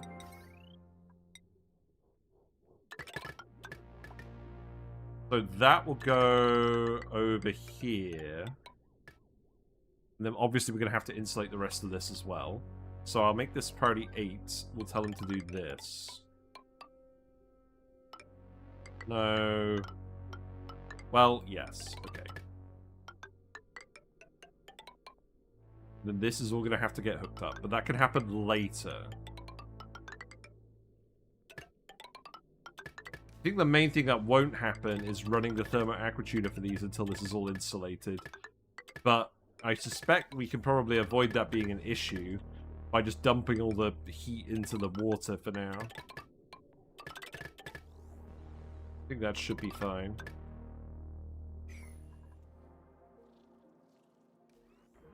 But yeah, the liquid vent can be overpressurized. Yeah. But if we have the conductive liquid on the bottom, it will be fine. The only thing is, I probably need them to still get in here, so I need to actually let them get in here. Okay. Go ahead and start doing all this then. And I need to make sure that you're making the liquid vents out of galena again.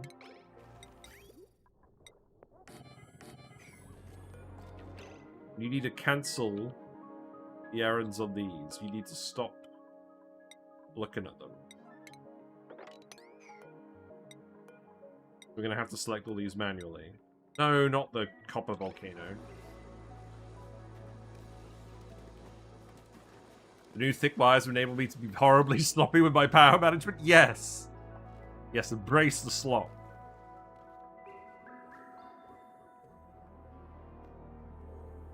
No, steam turbines don't overpressurize at 1,000. Yeah, exactly. That's part of what makes this setup so powerful. Is you can really just get away with that. Oh, look, there's plastic in here. That's funny.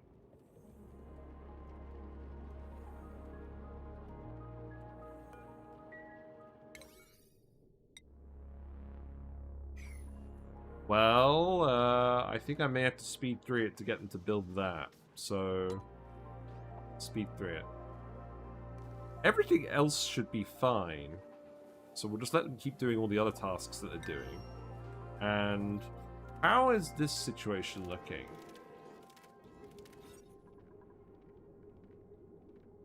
Well, the number of critters isn't going down. I feel like they are getting attacked, but I don't think the poke shells are going to be able to actually... Oh, the poke shells aren't angry anymore. Oh. Well, that's no good. I guess the Battle Royale didn't work. Frames? Yeah, I know. Frames! It's not you, it's me. The egg hatched? Maybe. Maybe they just let bygones be bygones. Oh, I'm gonna sneeze.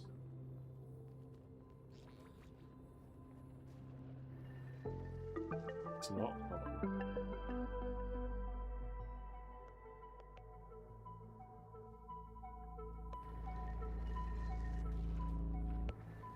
And it's too hot. I'm gonna move my computer downstairs again tomorrow when I'm doing the video prep for the spigot seals, because I don't need my monitor for that. Oh, you're actually erupting now? Good for you.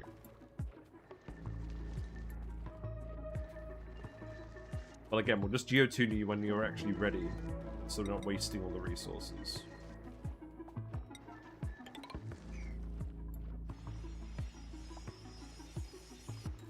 The geyser output is polluted brine, so when it's geotuned, it would be 20 kilograms per second for 228 seconds. This doesn't go dormant for another 80 cycles. This is a crazy good geyser, and I know that we're going to wrap this run up after this stream, which is why I'm going to go a little bit later than usual. But this is so powerful, and it's in the Abyss biome, and it's very easy to access. I did a geyser tier list ages ago. If I did an update to that tier list, this would be at the top. I think this would be in its own tier, because you get so much free steam power out of it. Admittedly, not as much as with the regular saltwater geyser, because there's less water. But you also get such a huge amount of salt that geotuning it is extremely free. So it's very easy to actually just build one of these and have that be your power source, your water source, and your salt source in one self-contained package. You could literally just put the geotuners right above it with the Bleach Stone Hoppers, provided you have a gold source like the Guild Goes. Oh, we haven't done anything with Guild Goes in this run, have we? I don't think there's really any point because we have a gold volcano. We'll cover Guild Goes in the next run. Don't you also get dirt? Yeah, you also get a little bit of dirt, but not a lot, because it's only 1% of the polluted water value. So you get 0.7% of the output of the vent as dirt. It's not a lot. It's mostly just water and salt. What's the next run and why are we ending this one? I don't usually carry on with the test runs forever, because a lot of it is me learning about the mechanics and getting stuff sorted out quickly. It's not doing badly, but a lot of time is being wasted because of the poor transit design of the base. And that's typically how it goes when we're learning how to do stuff. But now I know how to do stuff, we can make a much more organized base and push the envelope out. Also, I want to do it on the spaced out asteroid. This is the classic asteroid because I wanted to have a look at the classic asteroid. But there isn't really a huge amount extra to look at.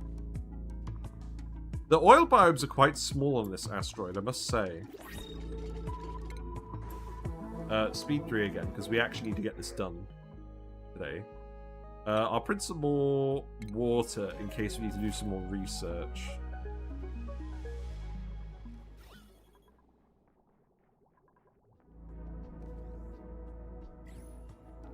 But yeah, usually we go for about 5 to 10 cycles on the test run. Okay, well the good news is George is actually building stuff. That's good. I wish the main asteroid was as big as the others, very much smaller. I got so lost with the regular spaced out size.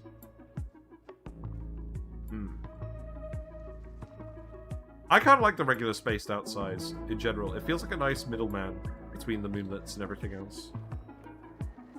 Right, build this as well, please. And then we will need a thermo aquatuner in here to cool this, but I'm probably not going to build it. I think we are literally just going to let it vent out into the environment and possibly have some conductive liquid to help. Maybe put some oil in here. So in that case, actually, instead of insulated tiles, these should be metal tiles and temperature plates. So that could just be iron. I do find it very funny. I made 20 tons of steel and I've done absolutely nothing with it. Also, you're going to let all that water out now, aren't you? Yeah. Was that what I wanted to do? Maybe not. Well, I mean, we can keep digging, can't we? Do we open up the magma biome? Do we open up the magma biome? I think we've established the answer is no. In the Ceres run, we tried boiling hundreds of tons of salt water on the magma biome. And because it all flashed with the igneous rock tiles, we didn't get any salt out. So that was not very helpful, was it? We could do it just to lower the water level, and I probably will do it because it's the last stream of this run. So, yeah, maybe.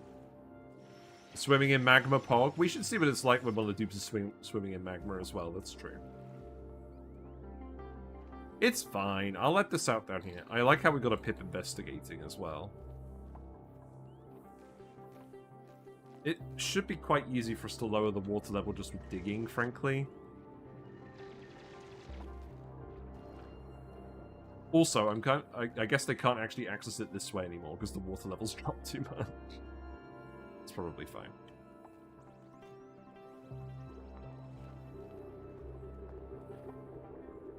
Now, if we have a look at exosuit training, so it reduces the penalty reduction. Who's actually trained? Gossman is trained. I don't think we're going to find Gossman in a suit. You are actually getting this done. That's good. So yeah, what we'll want to do is we'll want to put a little step... Well... What liquid am I going to want to put in here? Something that isn't going to boil. 195 degrees C. Probably just oil, right? Probably just oil. Well, the good news is all the construction materials are pretty local, so they should actually build this pretty quickly on Speed 3, even if there's not a lot of dupes working on it.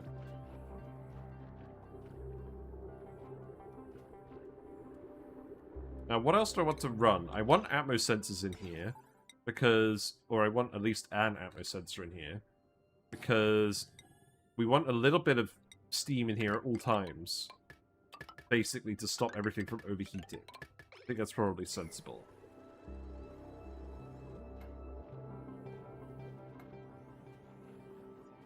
Ultimately, what we would want to do is we want to set up an auto sweeper to pump the salt back to the Bleach Stone Hoppers.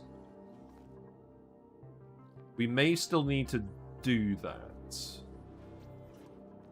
But then again, we have hundreds of tons of salt on this map, so maybe not.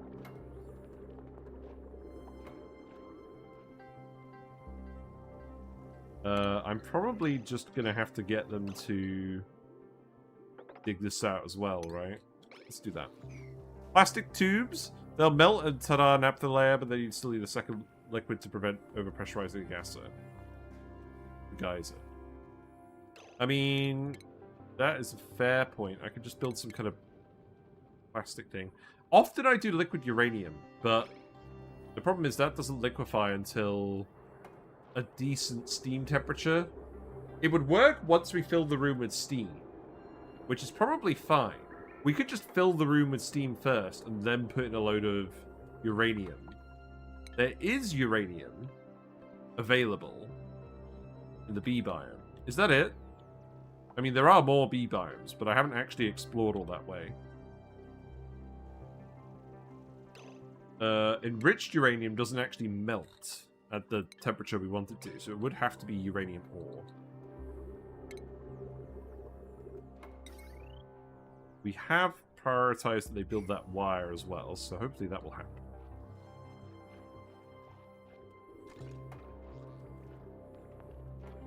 It can't be squid ink. Squid ink does boil pretty easily. I think it's probably just oil. There is oil nearby. So what I'll do is I'll put a bottle emptier in here and we'll dump oil. Maybe we'll put a few in here. Probably not. We don't need more than a couple, right? Uses solid nuclear waste from evolved bees. Nah, we'll just do oil. There is literally oil right here. In fact, we've even got a pitcher pump. If I rebuild this out of ceramic... We don't have ceramic? Did I not ever make any ceramic? Well. If I dig out all of this... Do not reveal the friggin' spore kits, okay? If I dig out all of this, we could just sweep up the oil and dump it in here. So we will go ahead and do that.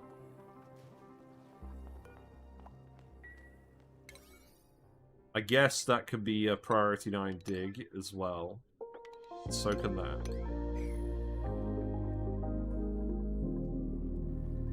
We're definitely overloading all the circuits now. Good, good. We got an idle dude. Where? Oh. You're asleep. That's not what I meant.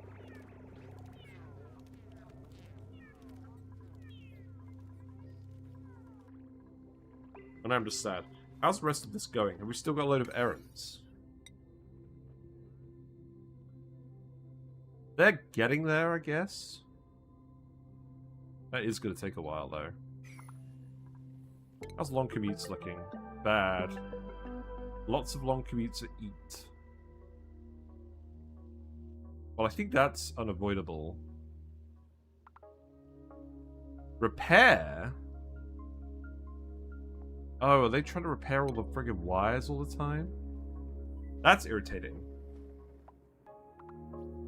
So you don't need 2 layers of liquids? I always thought the overpressure tile was the second most left tile on the second layer of the geyser. So, when I've done this with liquid vents in the past, or with these vents where we're turning them into steam, having on the bottom layer itself was just fine. Because I think it was checking whether it could erupt liquid onto that tile. And then it came out as steam. Oh, the iron volcano is... Oh, right, hold on. I need to get you to do this now, don't I? Build a ladder to get in here. Okay. That's fine. Well, you can still do these other tasks. That's fine. Yeah, supply the plastic. Go for it, go for it. Have a look. So, there are some episodes of my Sour Gas or Bust playlist on YouTube where we've done this, and I'm pretty sure they're in the thumbnails, so you should be able to find it there. Oh, looks like a lot of this brine actually stayed up here. That's good. Oh, look! You only need a blob of liquid and the bulb bloom still glows. Is that really true? Okay, so if you just have a puddle of mucus, right? Like a little puddle of mucus, just free light. Wow! And that's a decorative plant that gives plus 25 decor over 4 tiles. That seems really good. So all you have to do is keep it hot. Oh, you can't have it mucus. It has to be one of these liquids. But even still, just a little blob of liquid. Yeah, just any of those 6 liquids. You can just have a little blob that you don't sweep up. That's way easier than having it in a full tile. That way you can actually just have it in the base.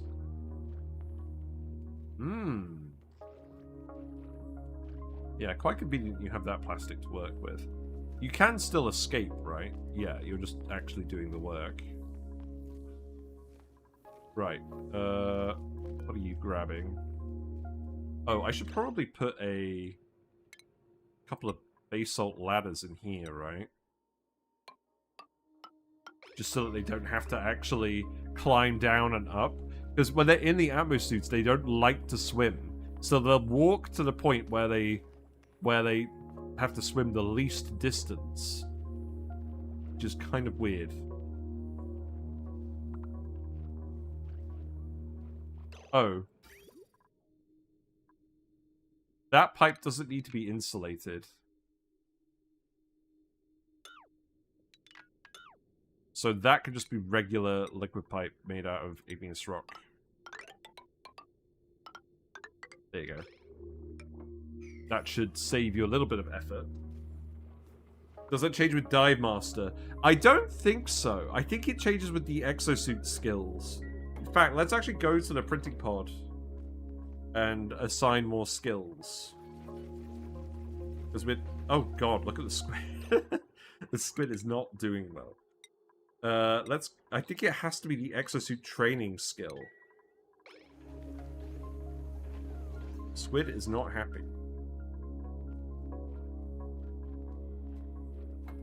These squids are happy.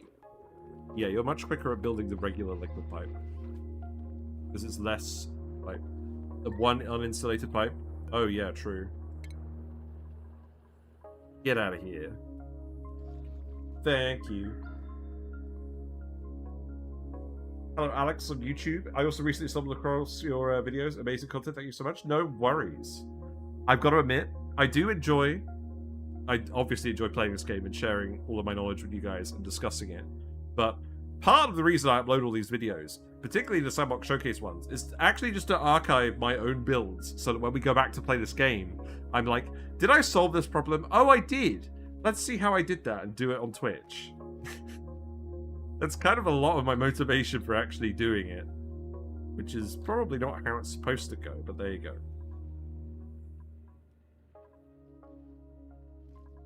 Right. I think that's fine now.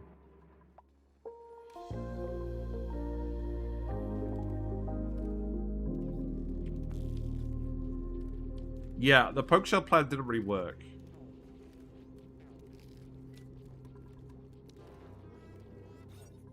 The fish just wasn't angry enough. They're so nice. I wish you saw more problems just so I could watch. Yeah, well... Yeah, this is the thing. So with me, it's always a balance between what I'm doing on Twitch and what I'm doing on YouTube. Because if I just did YouTube and never actually played the game, then I would feel pretty sad. And I feel like I would also make worse builds because I'm not actually considering all these practical considerations. But equally, if I just stream on Twitch, there's relatively high downtime on Twitch, where we're just waiting for the dupes to do stuff. And there's a lot of repeated tasks, like, oh, this is the part in the run where we build all the electrolyzers again. And thus you cover less ground less quickly than you do with the YouTube videos. So what I'm trying to kind of do is split time equally between streaming on Twitch, which I'm doing for about 8 to 10 hours a week, I would say, and planning and recording the YouTube videos.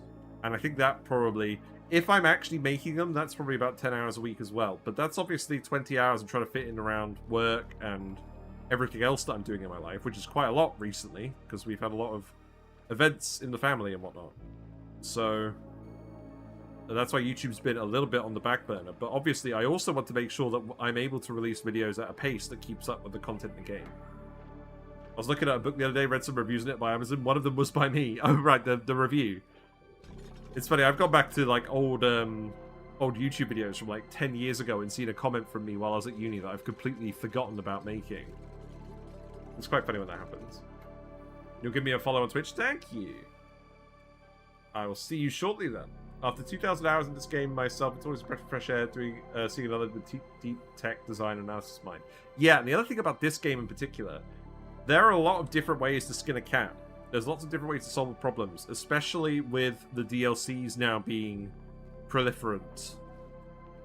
There's many different options for making oxygen. There's many different options for making plastic. There's many different options for power.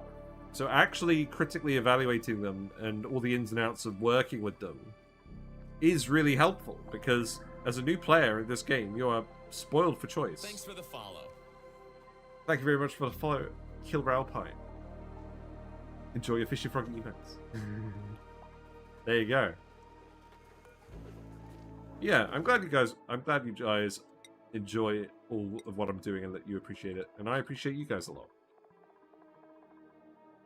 Right, Carmike actually has exosuit training now, so hopefully Carmike will go and do something apart from sleep. That's fine. I feel like this DLC gave the most new approaches to stuff, including a way to finally not needing a spawn. There are actually lots of ways to not need a spawn now in this game. First of all, rusty oxidizers are pretty underrated.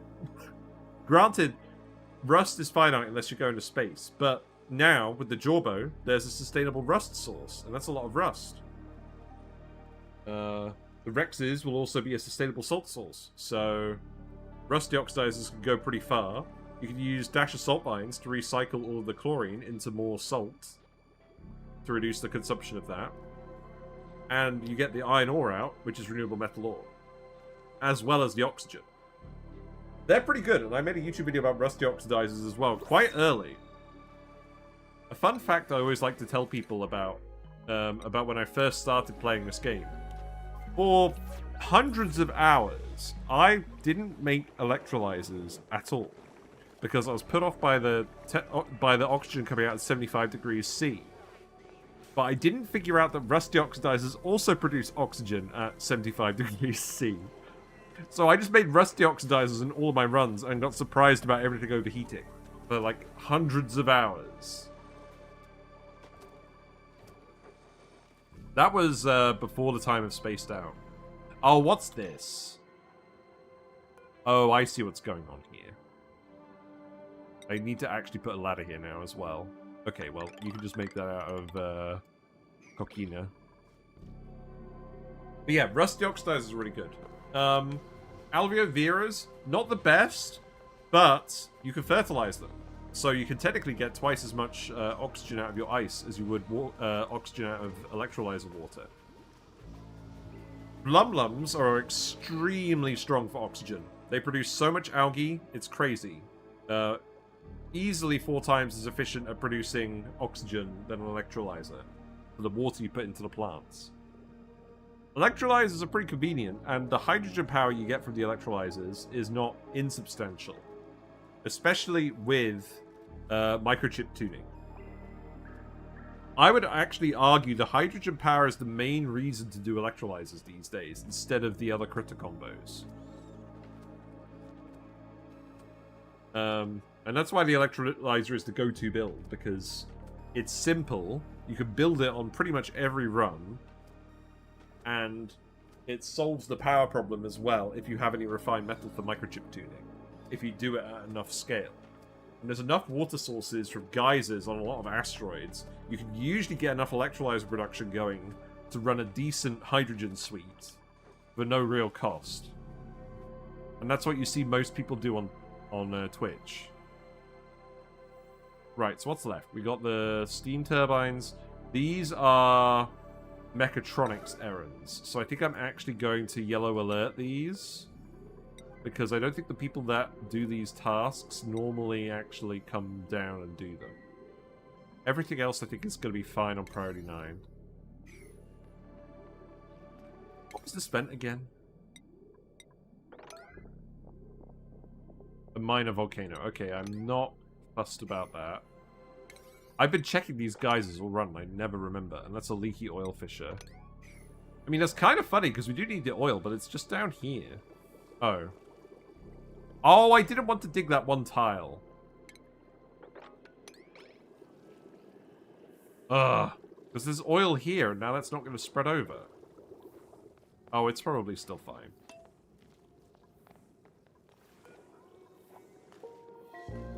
At least you're grabbing the iron now. You'd love to try blumlums and beacons.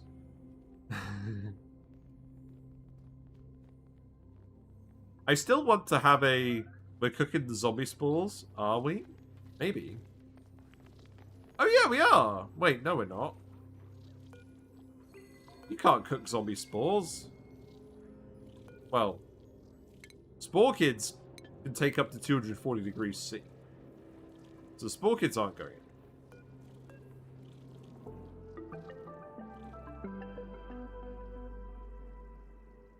As for the zombie spores themselves...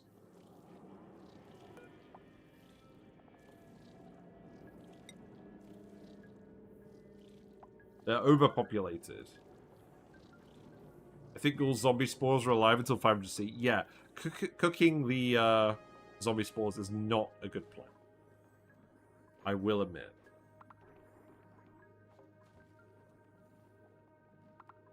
Right, I think it's late enough in the day I am tempted to yellow alert this just to get it over the line.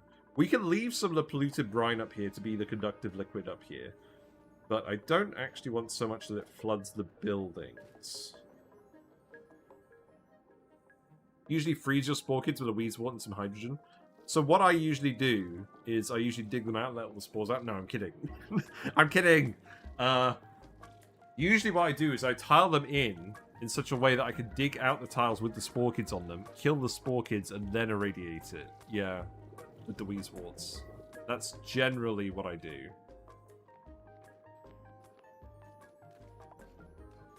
What are you up to? Oh, you're gonna go eat the calamari. Oh. I don't think you're gonna get very far with that one.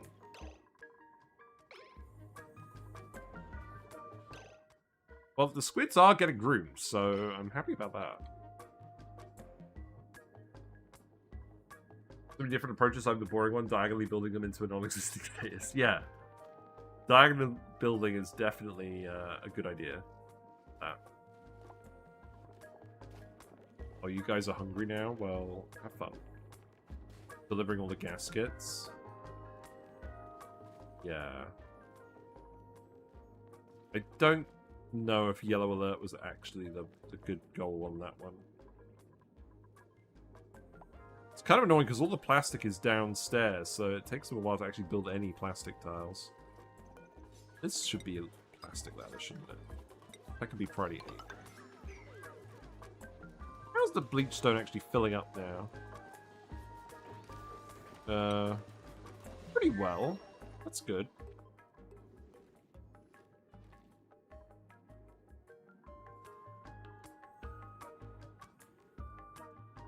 Now, if I dump oil in here, that should push the polluted brine out of the way, right? Maybe? Is it worth a try? Obviously, it's not very viscous, so it's probably going to sink off somewhere, so maybe not at the moment.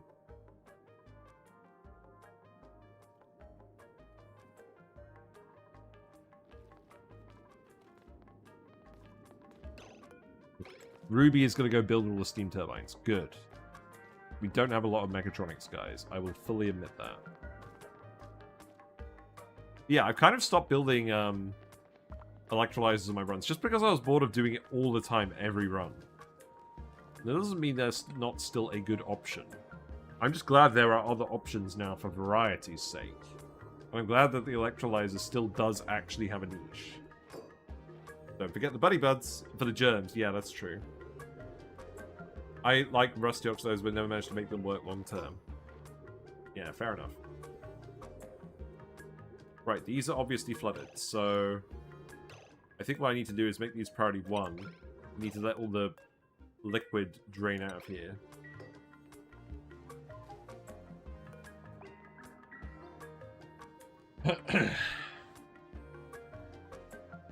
So I guess the next thing to do is actually drain the liquids into here. I'm pretty sure I do want to let this out, so yeah. Yeah, just let that out that way. That's probably fine. That's not going to boil this for a long... That's probably not ever going to boil this because it's too much mass. I will also get you to dig that out. There's not really a lot of other big packets or pockets to dig it into.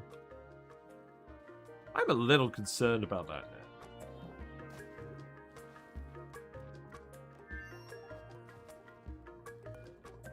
And then we just need someone to do the actual build task, which is Senna. Okay, good. And then maybe you can do some more build tasks.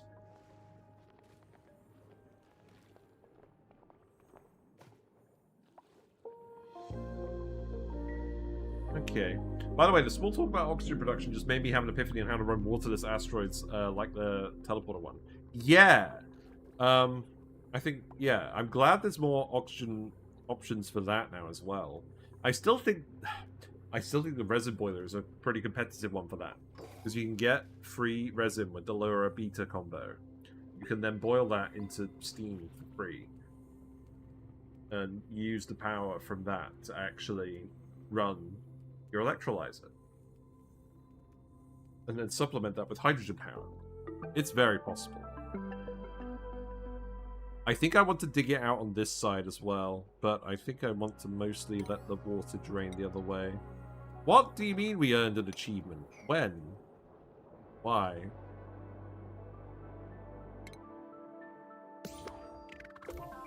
Oh, easy living. Oh, that's good. Is that good? It's probably good. Oh, the Pimpocki are all growing. That's good. They're a beta. They have a 10 minutes to exist.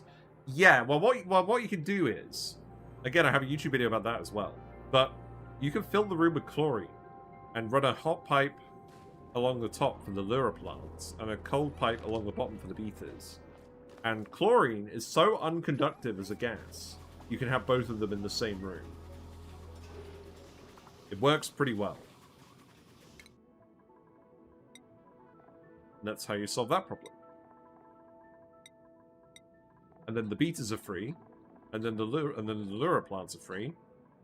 You can also fertilize the lure plants and get twice the amount if you have micronutrient fertilizer, but I'm assuming you're probably not, because the whole benefit is that it's, or a lot of the benefit is that it's actually free. Yeah, I did 3 videos on that topic. That's how excited I was about it. It kind of breaks the game, because there's literally, like, if you're not doing the fertilizer and you're just feeding them the betas, there's literally no input to the system. You get loads of amber out. You boil the amber, you melt the amber into resin, and then you boil the resin into steam at a really high temperature. And resin has a very low heat capacity, and steam has a very high heat capacity. This squid I think we're going to have to kill. So if you boil it at a high enough temperature, it generates so much power. Yeah, the first video I actually did was just about how to actually feed your lure plants. Like, comparing all the different flying critters. Because you could do it with mimickers, and that's very easy. But the dirt cost is not insignificant with mimickers. But if you have plenty of dirt, it's perfectly fine. It's extremely straightforward. It's pretty good to set it up with mimickers and then transition to a beta setup later on in the run. But the other thing about the lure beta stuff is, or the lure plant stuff, is you can do it so early in a run on the Prehistoric Planet Pack as well. I am going to have to actually do that in the Twitch run one day.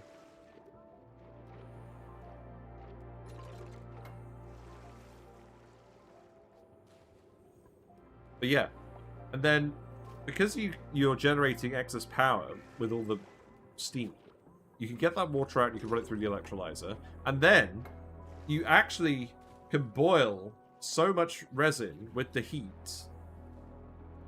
difference from the specific heat capacity.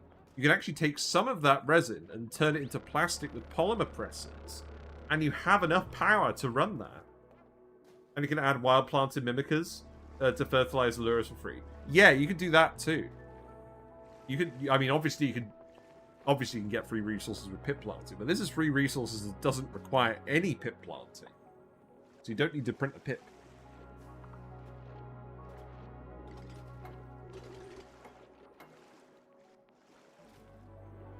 Yeah, it's kind of bonkers. I think that's still the strongest thing in the game. The beacons is relatively straightforward, and obviously very powerful early game, or early mid-game. I think it is constrained a little bit by the fact that you have to actively cool the salt water eventually, because the flue corals only go up to 45 degrees C. So if you're running this off of a saltwater vent, you're going to have to cool it down by 50 degrees C. And you're going to have to... Or if you have a brine geyser, like a cold brine geyser, you're going to have to desalinate that and then resalinate it with the emulsifier. Because these things don't take brine. Wait, no, they don't take brine. You can have them in brine, but they have to eat the salt water. So it's still a lot of oxygen efficiency, but this is like, it's on the level of the blunts, where it's very powerful, but you still do have to do some work to get it working. But here's the other thing. You can use all the free water you get from your resin boiler. You can feed that to overgrow vines and feed it to blums. And then they'll do all the work and they'll make even more oxygen from it.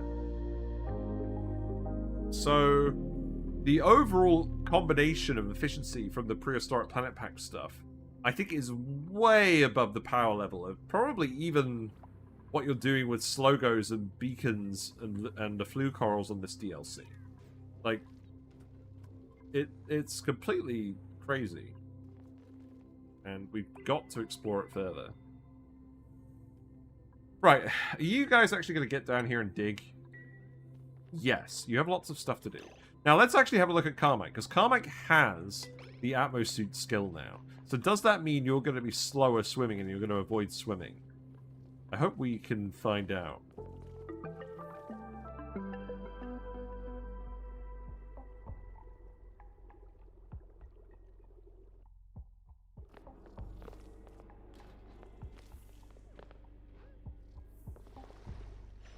And yeah, let all the polluted brine into here. Let's cause some chaos.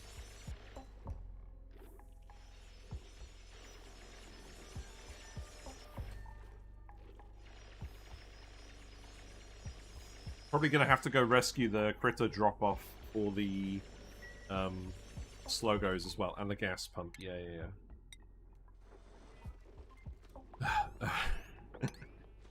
I'm very glad the Mucin isn't breaking this bit. I was a bit worried it was going to break the tidal turbine. Yeah, let's see what Carmike does after this. Oh, you're going up here? Can I actually just get you to dig this out while you're here? If I move you here, will that work? Yeah. Yeah, she will. I was mining the water plateau with dupes that had that skill and they'll go out their way to now swim. Yeah. Okay, good. Well, yeah, that's very good then, isn't it? The crude oil's all getting pushed over here, so it didn't really work. There's a little bit of oil in here. You know what? That's actually probably enough. Let's grab that. And let's make sure that we're not dumping oil onto the bottle empty here anymore. Where was that? I removed it. That was wise.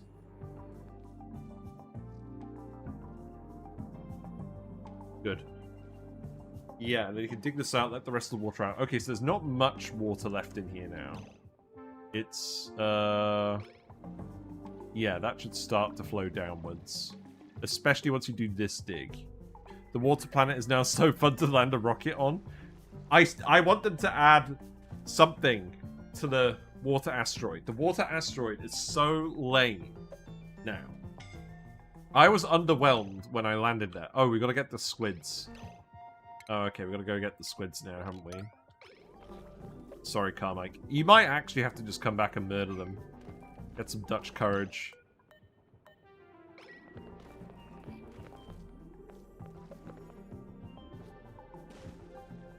Yeah, have fun with that. What's going on with this squid ink? Oh, the squid ink is just dripping down here now. Okay. More plastic. Yeah, the water asteroid is so lame. There's just nothing on it. The only thing they have on it is graphite. And now you're like, wow, free lime. How exciting. It's not like we have any other ways of getting lime in this game. I think they need to add something else there. I don't know, maybe something, some bizarre material.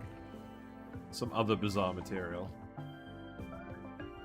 I probably need to murder these squids too, because these squids can come in here as well. So let's deal with this.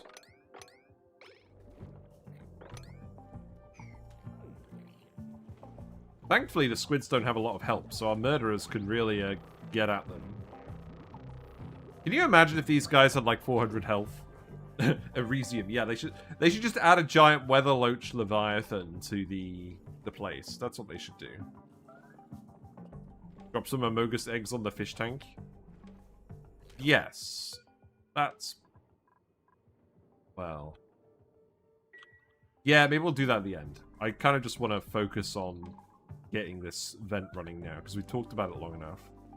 Right, let's speed it up. This one, I don't think is currently bothering anyone.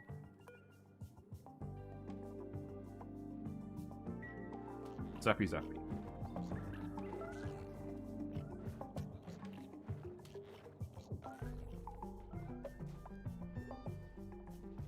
Nautica plus Oni. Yeah, there's a lot. I just feel like there's a lot of potential that's not really being explored. I will get you to dig these tiles as well, because that will help lower the water level a lot as well. It does occur to me spawning all this squid ink probably isn't going to help, is it?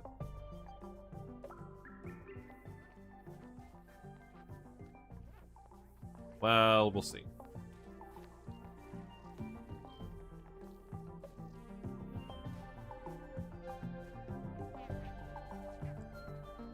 Right, you've got some oil, so I've got to get the I've got to get the water level all the way down here as well. I probably want to put some liquid back up here, but that doesn't have to be oil. That could be anything. What we got? Yeah, I don't care. I don't know why I care. I definitely don't care at this point. Ashcan can have exosuits. Liam can have suit sustainability. I can't believe we have only 3 dupes with exosuits. There's a lot of semi-mandatory skills now. I guess that's one thing about this DLC, is you need a lot of skills to get the most out of your dupes. So you just use the Brine Geyser to cool down the Salt Geyser. That is a good idea for the beacons. But having a combination of 2 geysers in relative proximity to each other, I guess you can still pump the liquids. Is the polluted salt water not more conductive than the oil? It's just, there's too much of it. We need to drain it off. And we need to drain this room too. So, we might as well do it at the same time.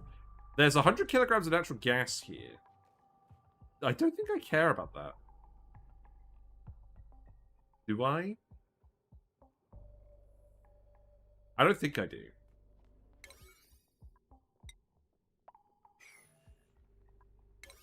Oh, these should be priority 9 as well. Whoops. I guess having more skills will make me put a little bit more morale stuff. I'm always glad when they add more skills, because there's a lot of morale sources in the game now. Also, I haven't really emphasized this enough. The beach chair is really powerful now. Because even just a +5 morale from passively relaxed, the duration is not very long for the building, and it doesn't consume any materials or power. It's very strong.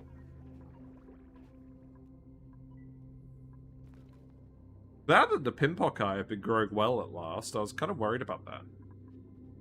I don't think the Pinpock Eye will be the thumbnail unless we epically fail to get the geyser online. But I must admit, I feel like they could be trying a bit harder to do this. Can they not access this now? Let's just double check that. No, they can access that. They just aren't. What are you up to? You're grabbing a little bit more iron. I swear they're coming down here just to repair the wires instead of building the new ones. You're grabbing more plastic. That's good. We got 23 squid eggs. Let's go.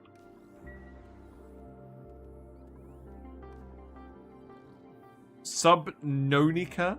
That's a good idea. Right, Carmike is here. Carmike will do the digging. I'm confident of it. No, look, Carmike is still climbing along. They've got the exosuit skill. So they shouldn't have any athletics reduction. That's interesting.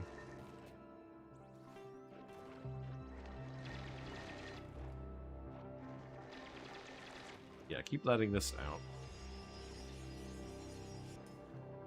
There's not that many tasks left for you.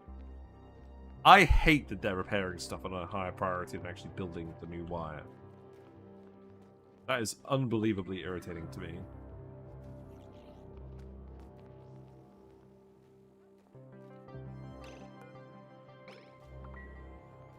Oh, you dupes make me sad. But you're all going to grab the calamari because it's down here? Oh, that is such a waste of time. Oh. Why are they so slow to replace the wires? It's because there's 6 Atmos suits and they're coming down here to do other random tasks. I think I'm just going to yellow alert everything now. You guys had your chance.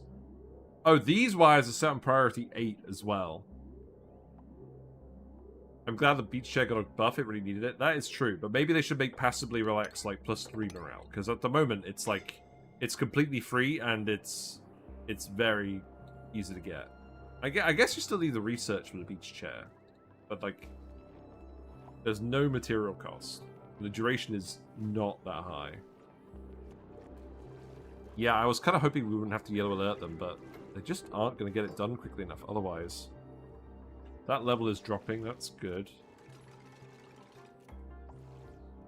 I think I will yellow alert these tiles now as well, because if I just sweep up the bits on the actual turbines, I think that's enough to prevent them from flooding now.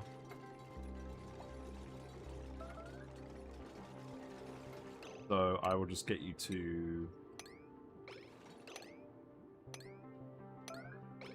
Well, I guess do that one.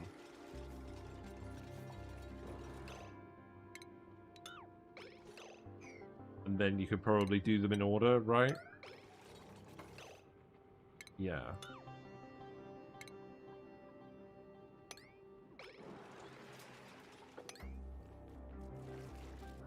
That'll spread out eventually, won't it?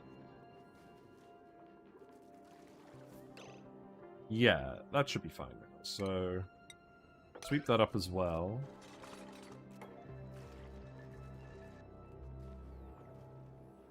Yeah, now you can come and dig this all out. I mean, don't do literally all of it. And then just do that one extra tile as well. There you go. Now that should all work. So then we just need the water level to drop, which it should. We've let the natural gas bomb explode. Best part is glow sticks provide self-light for the +5 morale bonus.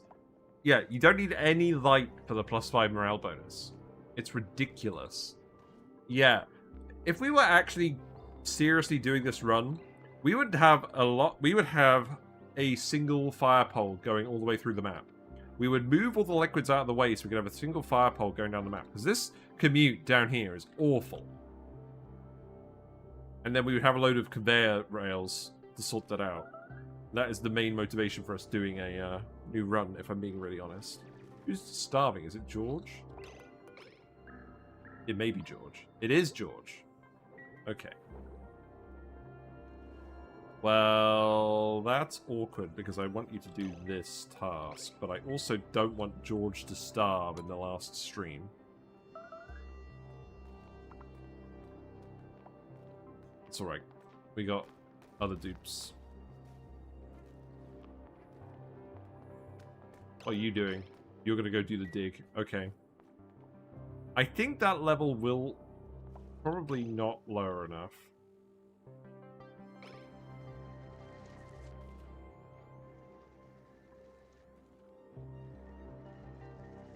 There's also a gas bubble there. They're gonna get trapped when the water level drops? No, there's access over here as well. I am gonna need to just dig more tiles though, generally.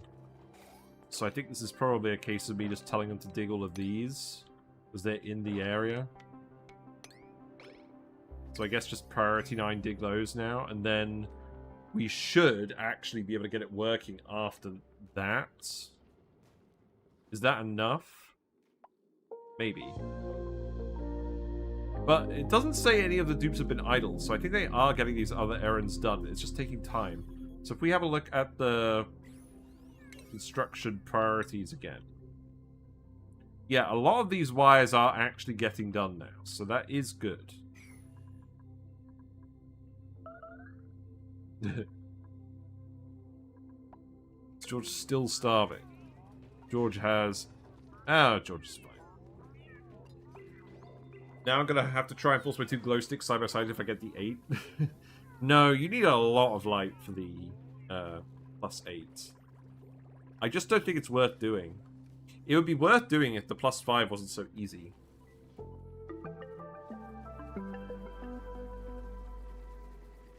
I think the tier 1 swimming skill is pretty decent even with no swimming because of the extra breath. Yes, that is very powerful. We were discussing that yesterday.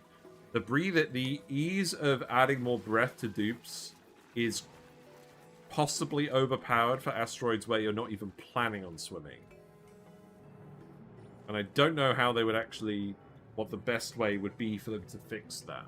Because it does just generally make the game a lot easier early on. But I guess it is a skill point you have to invest, and often your early skill points are quite important. But I feel like it should be an issue. This looks gross. Who's fleeing? Oh, goddammit. Get the squid. We left the squid behind.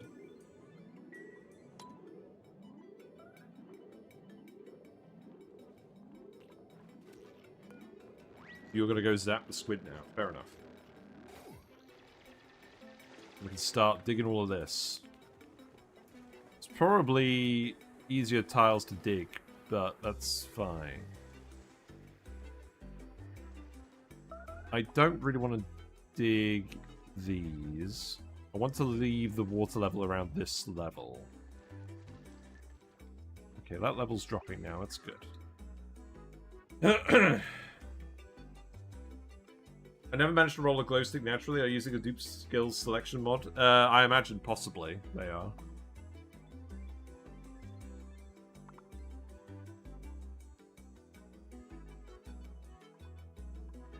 This water level has dropped quite a lot. That's okay. Yeah, we have the dupes coming down here to grab the plastic as well for different tasks. You got them coming down for plastic. You're grabbing calamari to cook with. Okay, I mean, that's what happens when you murder a lot of squids. You're doing the plastic ladders. That is good. We do need those.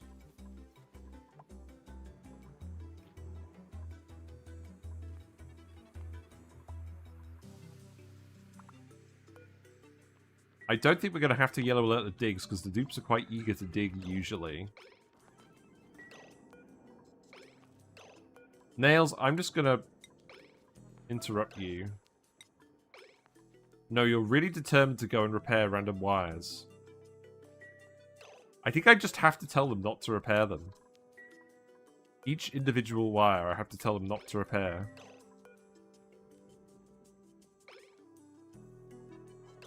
Because they're just wasting too much time on this.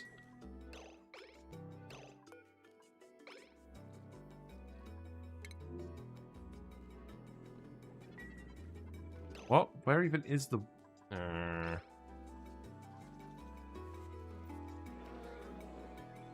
There. So how to fix it is put that breath bonus as a second skill. Yes, probably. I think that's the easiest way to do it. Just lower the priority on wire repairs. Yeah, but then I have to find each individual wire segment, don't I? Feel like that's not going to happen. Willow now has exosuit training as well, Kalukale.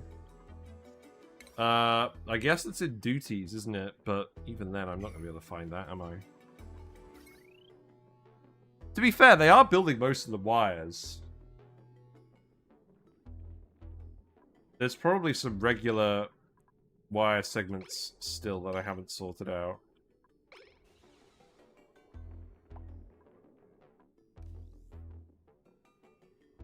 I'm gonna struggle to find all of those. I wish we were more breath for so long while watching them do a half-tard and take back. Because I'm stubborn and won't build the proper infrastructure. That's the problem. We need to actually build the proper infrastructure. For sure.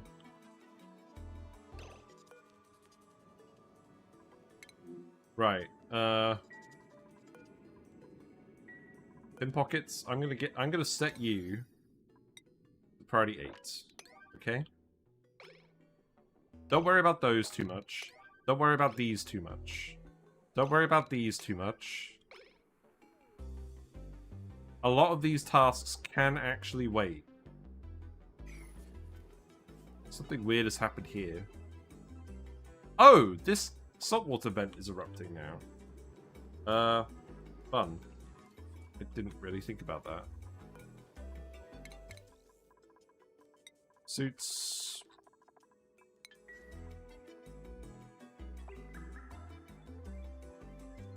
Oh, you're erupting now. Wait. You're actually erupting now? Well, this isn't going to work until we get the proper liquid in here.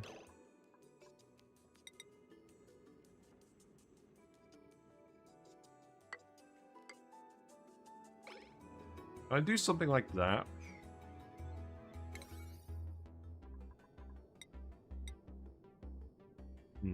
Okay, and then... Where is the digger? Carmike is here. Carmike will dig. Go for it.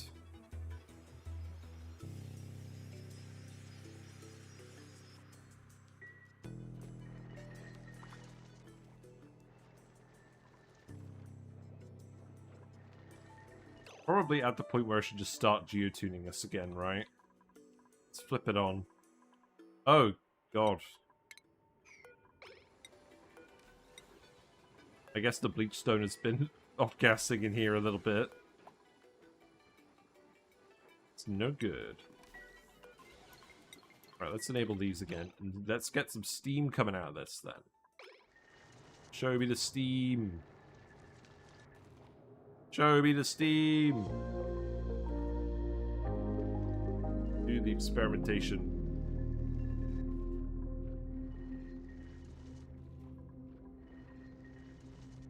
There's still a vacuum.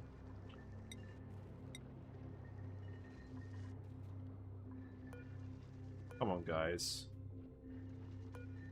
This has to be an errand you can do. This is actually now at the point where it's letting the gas back in, isn't it? Can I just get you to the yellow alert, do this? Or it's too late. I don't mind the carbon dioxide being in here. Really. I just need it to not have a gas that's lighter than steam in here. That's just an errand priority issue.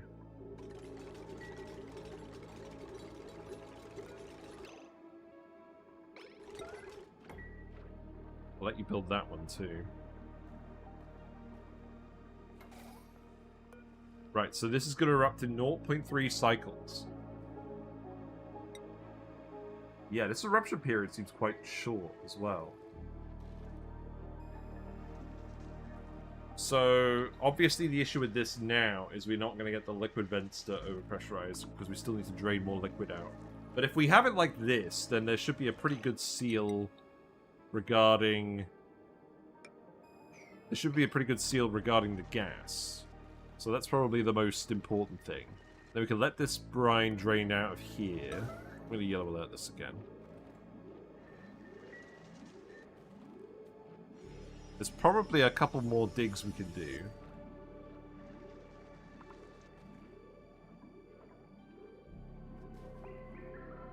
But we'll finally actually get to see this erupt. And I don't need to actually activate this, so suppress notifications on you.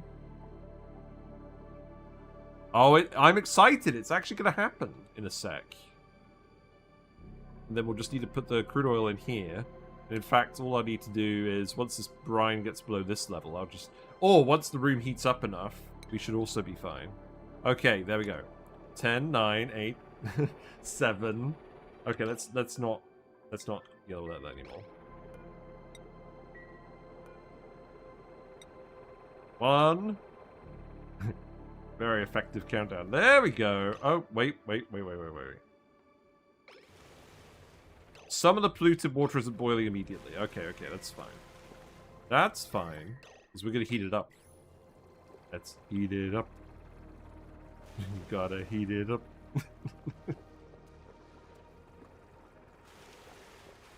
Okay. So we definitely still need to lower this liquid level. Because we're not going to boil this immediately. The polluted brine boils at about 110 degrees C. The polluted oxygen is a tragedy. Yes. But I think we can get around that, because what I'll do is I'll put another tile here, and then we can remove... If we put another 2 tiles there, I put another tile here, and probably a ladder here, then I can deconstruct these tiles. That could probably be insulated as well, and then we can absorb it up. But this still needs to actually get to temperature. Okay, the steam's coming in now. That's good. Still needs to heat up. This is a problem that will solve itself. Also, we have had cases where the gas has actually deleted itself because of the shenanigans in the room. You can see the salt starting to come out here as well. Look at that. So we're going to activate you when it gets to above 20,000. Yeah, see, it's already going kind of crazy, but obviously the temperature isn't there yet. So we still need to do that. We still need to do the digs. Oh, I need to... Hold on. That needs to be priority 9. That needs to go there as well.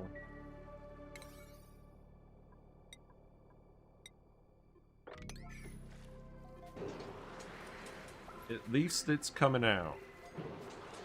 And this is so much heat that eventually it will start to boil all of this. This brine is already heating up a fair bit. I guess it's going to take a little bit of time to conduct into here. The temperature of the geyser, it should be 195, but I think we actually need to stick some more bleach stone on one of these geotuners.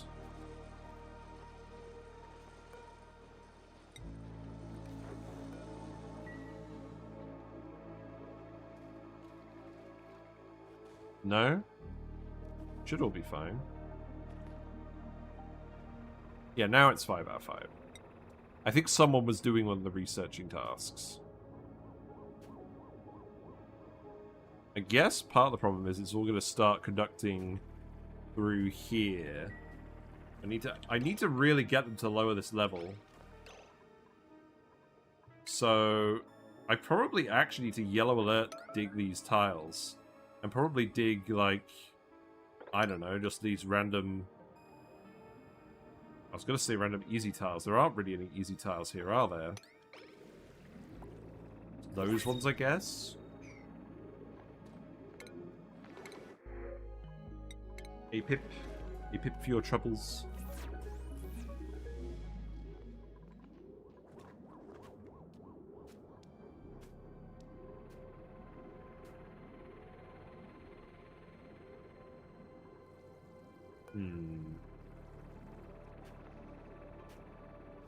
Yeah, I mean, this is all starting to boil. Remember as well that the polluted brine, when it boils, it doesn't boil into the steam, it boils into the polluted water. So what's happening is the room is filling up with a large amount of polluted water, and then that polluted water is going to actually boil. So we actually end up with 3 different phases of liquid up here. We've got the polluted brine, the polluted water, the steam, and then that condenses back into regular water until it's all done. And we're currently dumping a load of heat into here until we actually do these digs. So let's just keep doing the digs. And let that water out. There has got to be a better way than what you're currently doing. You're coming down here, digging 2 tiles, and then going to go eat. This is why we're restarting, by the way. Now, what are you going to do? You're going to dig 1 tile and then eat? No. Okay, good.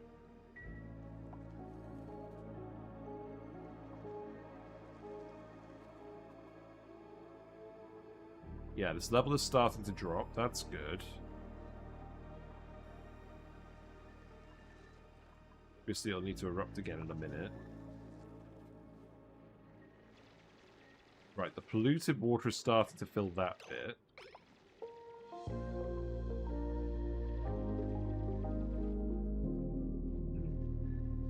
That's why I love boops. They rarely drop their work to go recharge.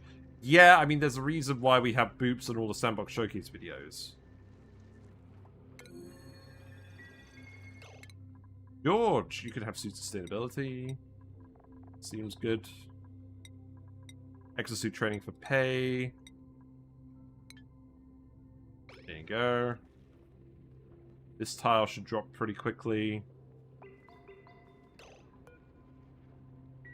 You don't need to dig that 1 tile, Hassan. Go do something else. Right, this is starting to get there. Boiling all of this liquid is going to be a challenge. I think if we can boil all the liquid over here, that will help.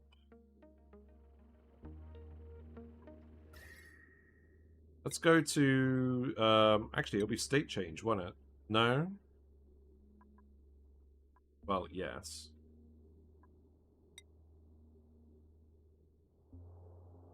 Set this to 120. Yeah, it's still nowhere near that hot.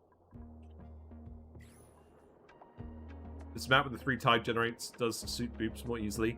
Yeah, I think actually, the next run we do, I think I'm mostly going to do it with boops. I think I'm pretty convinced at this point, to be honest. We could probably do with some temp ship plates in here as well, right? Like maybe just like a couple. We can make them out of iron. Oh. What happened to the iron volcano?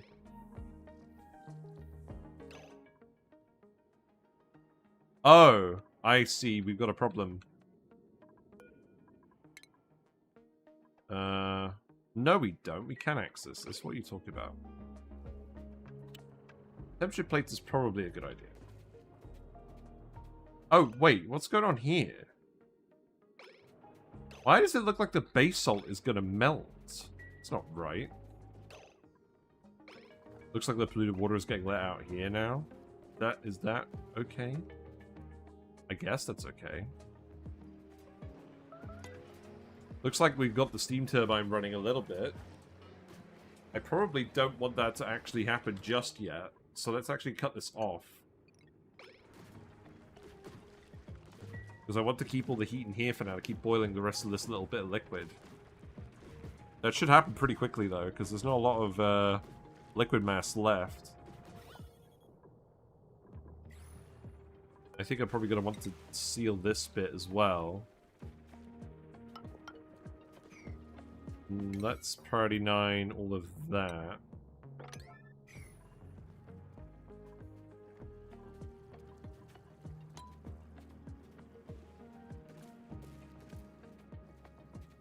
There's just a little bit more we need to get going on this, but there's a good amount of steam up here now, so it's a good start.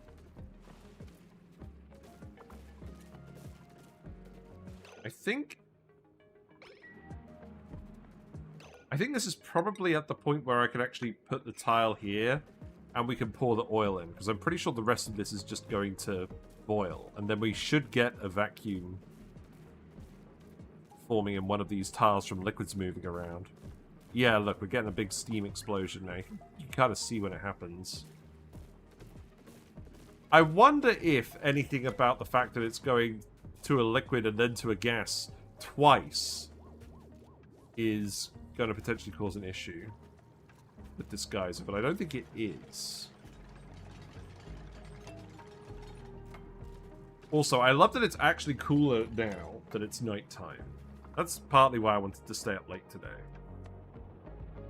And that's why I'm staying up late today. Just how it is. Yeah, most of this is actually boiled now, so if they build this up, hey, what are you doing? A pay is actually building. Okay, that's fine. Alright. But yeah, this, I think, is where we're going to get vacuum forming.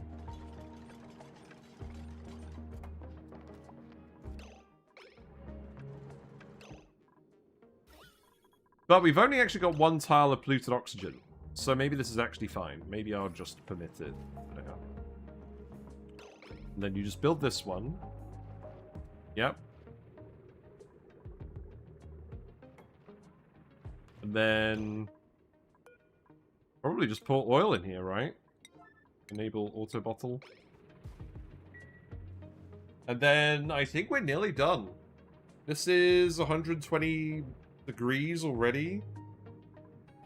We got a tiny blob of carbon dioxide. We've got an actual vacuum here, like we're supposed to.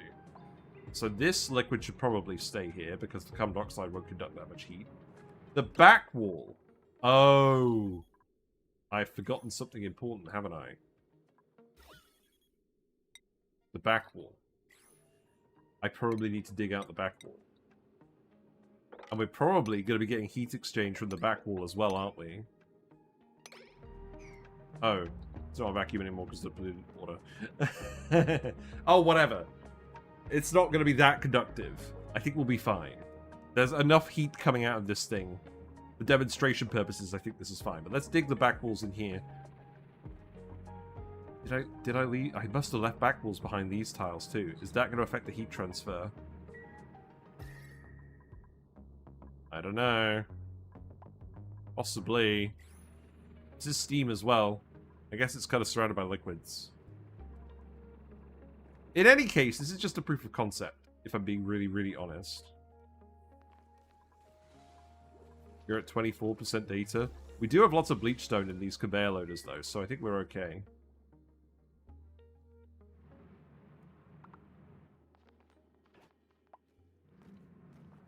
Alright, let's watch this erupt. In fact, can I just yellow alert this with the oil now? Getting bugs flying in here. I don't think the back wall affects it. It's not like temp shift plate 3x3 range. People were asking about it. People seem to think it was going to be a big problem. I'm not sure how big of a problem it's actually going to be.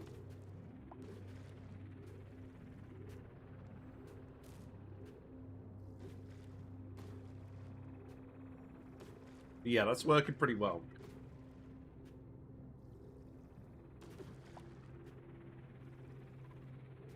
So the rest of this brine should boil pretty quickly. Although I guess the basalt is absorbing some of this heat, isn't it? A little? Not really.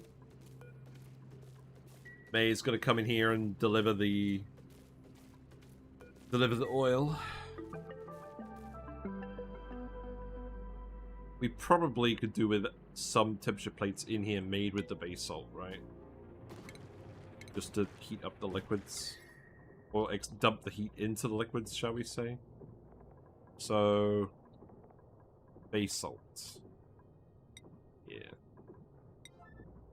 And that's probably going to be 1, 2, 3, 4, 5, 6, 7, 8, 9.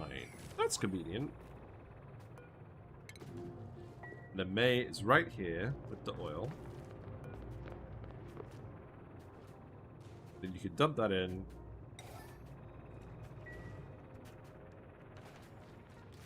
Steam is filling up as we speak. The oil will flow on the floor. That should exchange heat with the liquids pretty quickly as well, because it'll be high mass. That should boil the remaining liquids pretty quickly.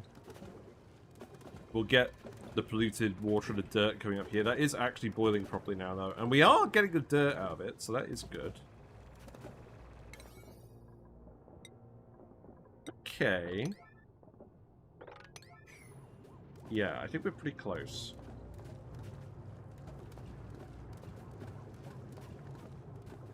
This is probably going to boil pretty quickly. We got a little layer of polluted water on the top now. Steam is still coming out, that's good. I'll let this keep heating up for a little while. I should probably set this... Oh! Oh. The polluted water came out. I'll set this to above 20,000 again then. Let someone actually come down here and build this. Is this still accessible? Come on. Yes, it is. Okay, there we go. Now that's actually working. So we're dumping the water back out at 95 degrees C. That is admittedly going to lower the temperature in here. Looks like it's quite hard to actually get this layer of polluted water off the top. But it's probably just a temperature plate issue. People are coming down to do this, so I should just let this run. It's not going too badly. We have got all the steam turbines working. There's still a little bit of work to do. But this is actually dumping power onto the grid. Now, I'm going to have to make sure they actually get these wire segments built.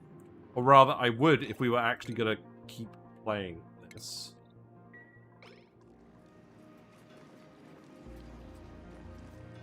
But yeah, you can put these in a power plant as well and microchip tune these. That is probably something I should actually do, isn't it? So let's actually, again, if we're doing this for demonstration purposes, let's actually do that. I'll put a door here. And then that should count as a power plant. And then you can tune these. And that should make up for our power deficit with the Bleach Stone Hoppers. Stream's still ongoing, thought I missed it. I'm going a bit late today because this is the last one. And I thought this was going to take a while because of how inefficient the dupes were being. Yeah, temperature plates are working well. That's good. Hey, you're doing a good job. This polluted water is not conducting heat quickly enough to actually boil that. I'm sure there is some heat transfer going on, but at the end of the day, if you set up the mechatronics in here, you can just seal this off completely and never have to worry about it again. But we are going to need this water to boil. Oh, it all dumped out here and it didn't boil? Well, that's going to turn into steam fairly soon, so don't you worry. But the great thing is, because it's a liquid vent, it will erupt the liquid. It's not like a gas vent where it will look like it's erupting and it's not actually erupting. So that will work in our favor.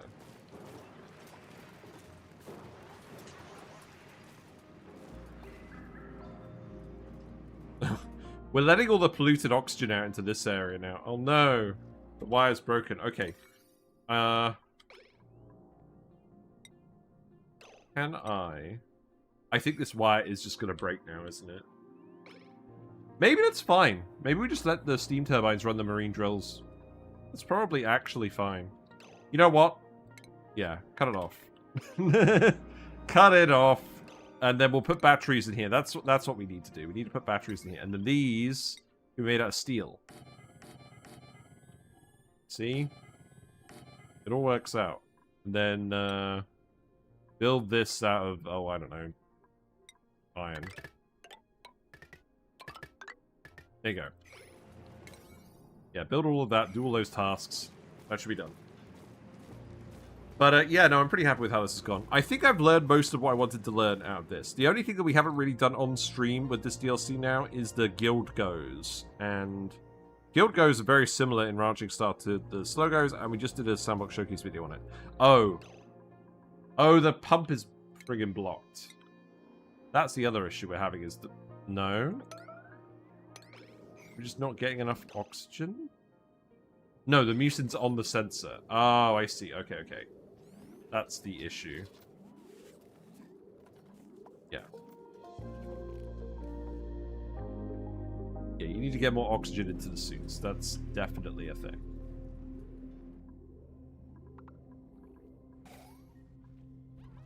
Keep grabbing more skills. You are mostly okay now, actually.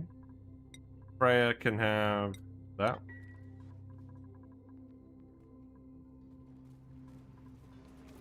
Okay, this room looks pretty much at the right temperature now. What's the best way to put power in the grid like with tidal turbos without running heavy wire everywhere? So, I do have a video about power transformers. It is still applicable. The main difference now is with the insulator conductive wire, you have a lot more leeway, but you can still hook it up the same way. You can now hook it up with large power transformers because they go up to 4 kilowatts. And you can have just one instead of a pair of regular transformers for 2 kilowatts. But the principles there are the same. You want a power spine where you have your heavy wire in a confined area, and then you have transformers leading onto and off of it, and then you can run the conductive wires everywhere. And then you don't have to build heavy watt wire anywhere else in your base. But the issue with that is, previously, with the 2 kilowatt wire, if you had really high-powered builds, there'd be a lot of conductive wires running around everywhere, and that led to a lot of wire spaghetti. Now, with 4 kilowatt wires, it should actually be a lot easier to do stuff. Saving steel when it's more abundant than iron. I think it's more that the iron is down here from the volcano, and it's quicker for them to grab. But yes, we didn't need to make 20 tons of steel on this map. But these jumbo batteries will be steel because they're in a friggin' steam turbine room.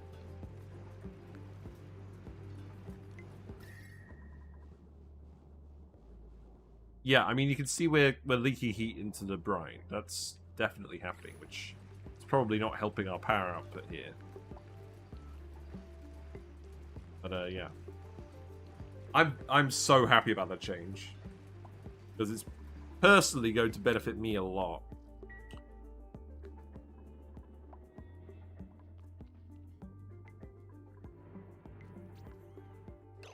Oh, come on.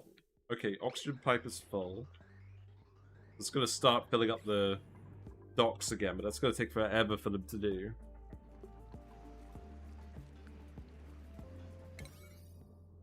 I think we are just going to have to let them crack on with a few other things. Do it recover from heat. Oh, we got Ponder on the work time. That's not a good sign. Nothing to panic about errands. I never got why there were 4 kilowatt wires, but only 2 kilowatt wires. Well, I guess the devs agreed with you in the end. But yes, I don't understand why it was left like that for years. I think they expected you to find some kind of workaround, but there wasn't really that good of a workaround. I know there are workarounds to transformers, by flicking switches on and off quickly, but that feels firmly in exploit territory to me, to be honest.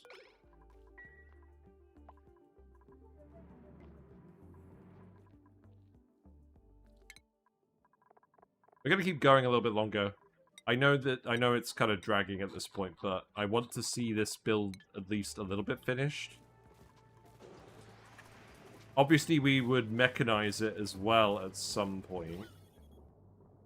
But there's no point doing that now. A mammoth egg? In this economy? Yeah, but why design things that require a workaround? Yeah, you're right. I mean, why would you just have the building like that in the first place? It's if you were an engineering company and you said, "Oh yeah, we made this transformer, but it doesn't work with the wire that we're also supplying," you'd just be like, "Well, why did you make it then?" You'd be like, "Well, you figure it out."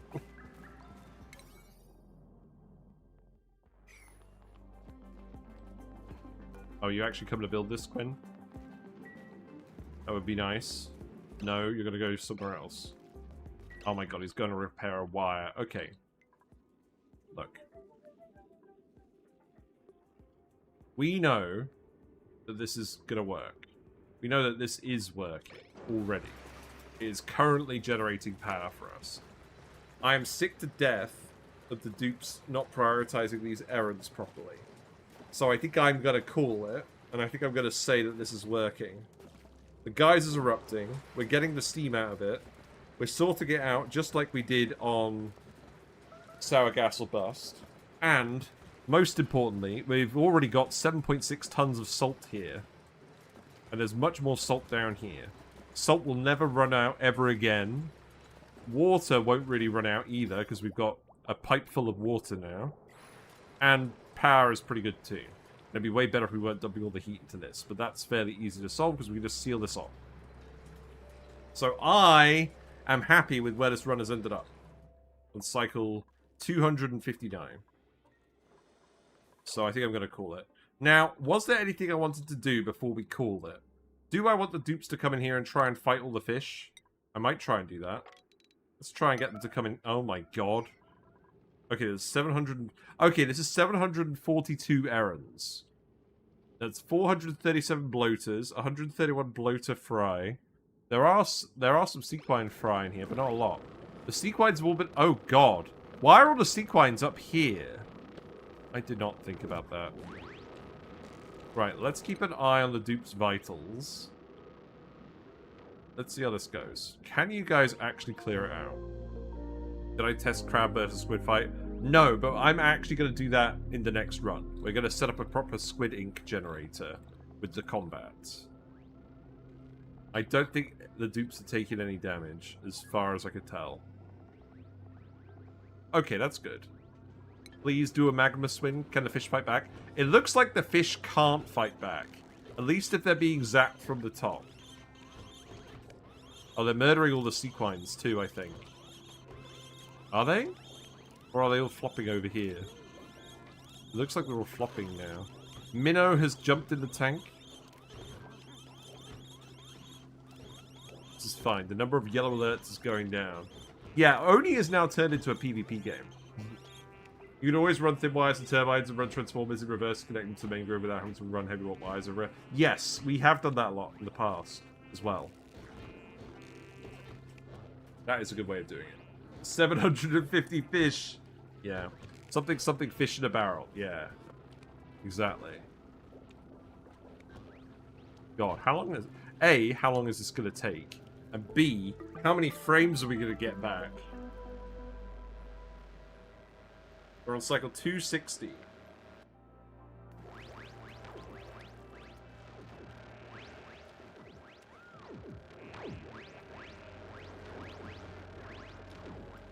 So the dupes are going to start peeing on the fish to assert their dominance. This is how it should work. I think the food is decaying faster than we're actually grabbing it. Something along those lines. Well, no, that can't be happening. They're all somewhat suffocating actually trying to do this. Because, like, the air can't get into this gap because of all the random liquids. Yeah, you guys get to see all the fish get murdered. Oh my god. This is literally going to take all cycle. At least the sequines managed to get back in the tank. Actually, should we leave the sequines alone? I think we'll leave the sequines alone. Let the sequines hang out. They deserve nice things. They've supplied us with a lot of caviar. We do need to find a better evolution chamber. That will happen in the next run. I know what to do for it. We just need to actually do it. But yeah, we have 629 kilograms of caffeine. Lol, caviar. That's what I want. They're what, a third done? Yeah. Layra is zapping them in here. Layra is flanking them through solid corallium. That's interesting.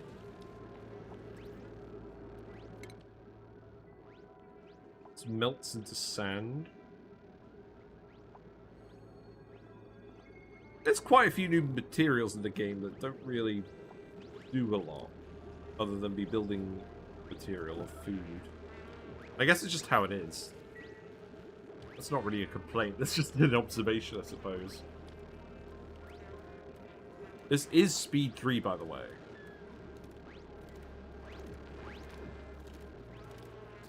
Holy moly.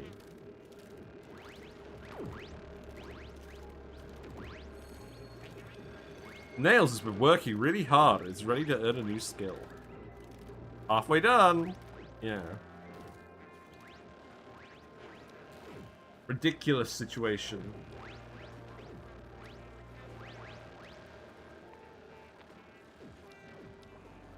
Yeah, everyone's continuing to pee. Are we gonna disrupt the gum tree with more pee? Is that what's gonna happen?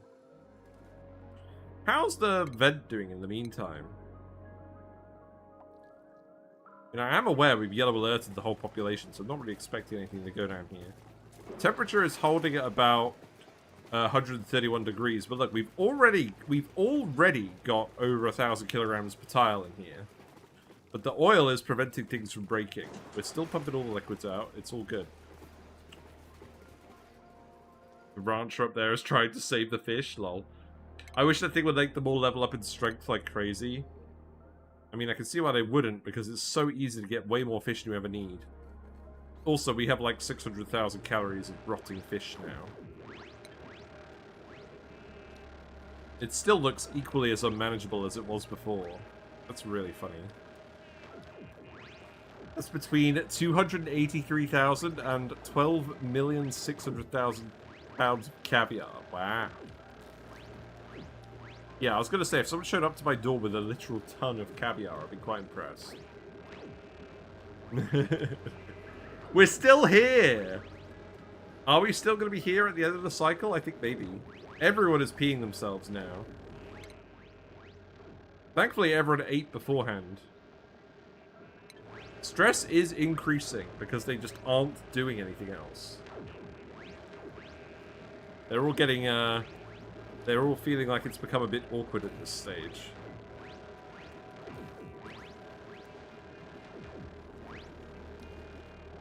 Good thing this is one of those post-money societies like in Star Trek, huh? I mean, yeah, when you have a literal volcano erupting gold all over the place, it's kind of hard to have a functional economy. They were all bartering with the mermaids, after all. Have the dupes given up? Oh. It might actually be that we're at the lower density now, to the point where the dupes are going to have to start swimming to find the fish. Maybe? I don't know. That would cause some PTSD, or would be very funny. Oh, God. Yeah, imagine if you had to do this in real life. Speaking of caviar, do dupes still salt their batteries? Will they add caviar to the batteries too? That would be interesting. Yeah, we'll find out. We'll do a lot of bionic duplicates on the next run, now that we're confident with the normal duplicates and their swimming behavior. But obviously you'll have to be very careful about liquids. But you know what we'll do. We'll just put the boops in the suits. Although... So I suspect the boops will generally be helpful, but we'll probably still want to have some regular dupes so they can go swimming in the fish tanks. That seems practical. Wow. I honestly thought it would be done by now. I think it has been quite difficult to motivate the dupes to actually do all of that.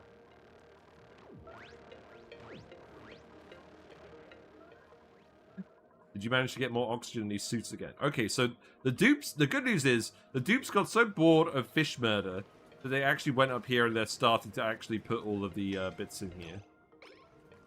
Now, is this a power plant? It is a power plant. So you can tune these. I don't think you need to tune these yet. I think there's a swimming booster. Yeah, there is a swim hack booster that gives them stress, but it also lets them swim. Well, maybe we do just try and do all bionic duplicants then. I feel like the synergy... You get so much food out of all the fish as well, though. I feel like the synergy between the dupes and the boops actually does encourage a mixed colony on the aquatic planet. I think that makes sense. Okay, people are now actually starving because of all the fish murder. Oh, they're doing it. Wait. Wait. So many eggs have hatched.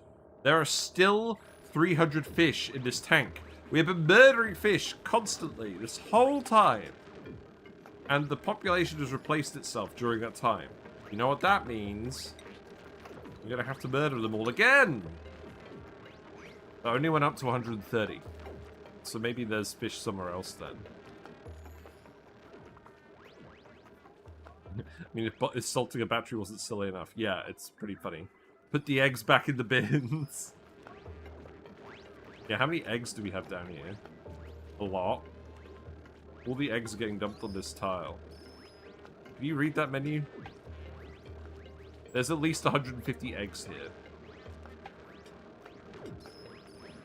I don't want to murder all the eggs. Then what will we do to actually replace the critters? No, no, no, no, no. Stop.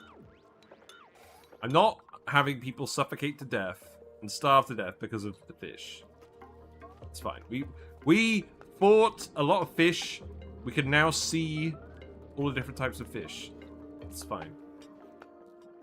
Okay, and the last thing we want to do... is we actually want to go swim in the magma. So, the issue with that is... we're going to have to actually make an access path into the magma. Which may be possible. So I think what I would have to do...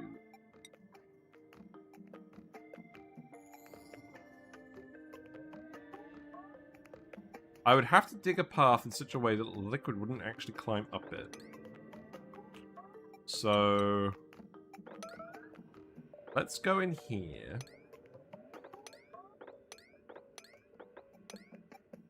No, that wouldn't work. Any frame rate improvement? Yes! No? Not really. A little? We're on speed 3 now. I think so. Yeah, I think there has been a bit of a frame rate improvement. Yeah, I think so.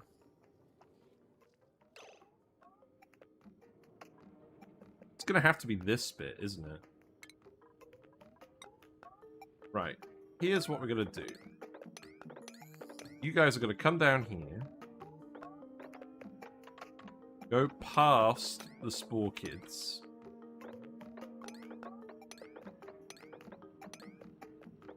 And then we're going to let someone have a swim in the magma. There you go.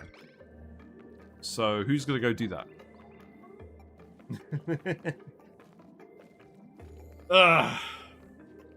We are certainly doing some funny things in this run now. Let's go swim in the baked beans. No geyser, there's just a big old chunk of neutronium.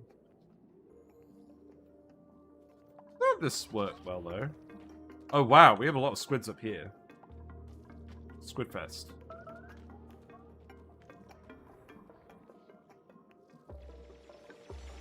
You're hungry? That's fine. Keep going with the digging. We could probably get 2 dupes to dig this at once. You know, for science. Do not release the zombie spores. I like that this is actually still a vacuum just because of random liquid bullshit. We've got polluted brine, polluted water, and water, and they've formed a stacked liquid lock here. Wait! Isn't that kind of good? We could make liquid locks like that. I mean, we could do that with the Mucin as well. We're going to have to be more creative with the Mucin on the next run. For sure.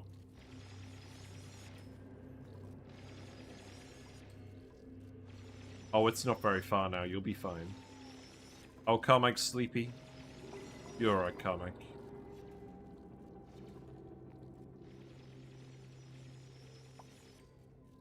You're going on a one-way trip. Release the zombie spores. No, I'm not. They're all in suits anyways. It wouldn't matter.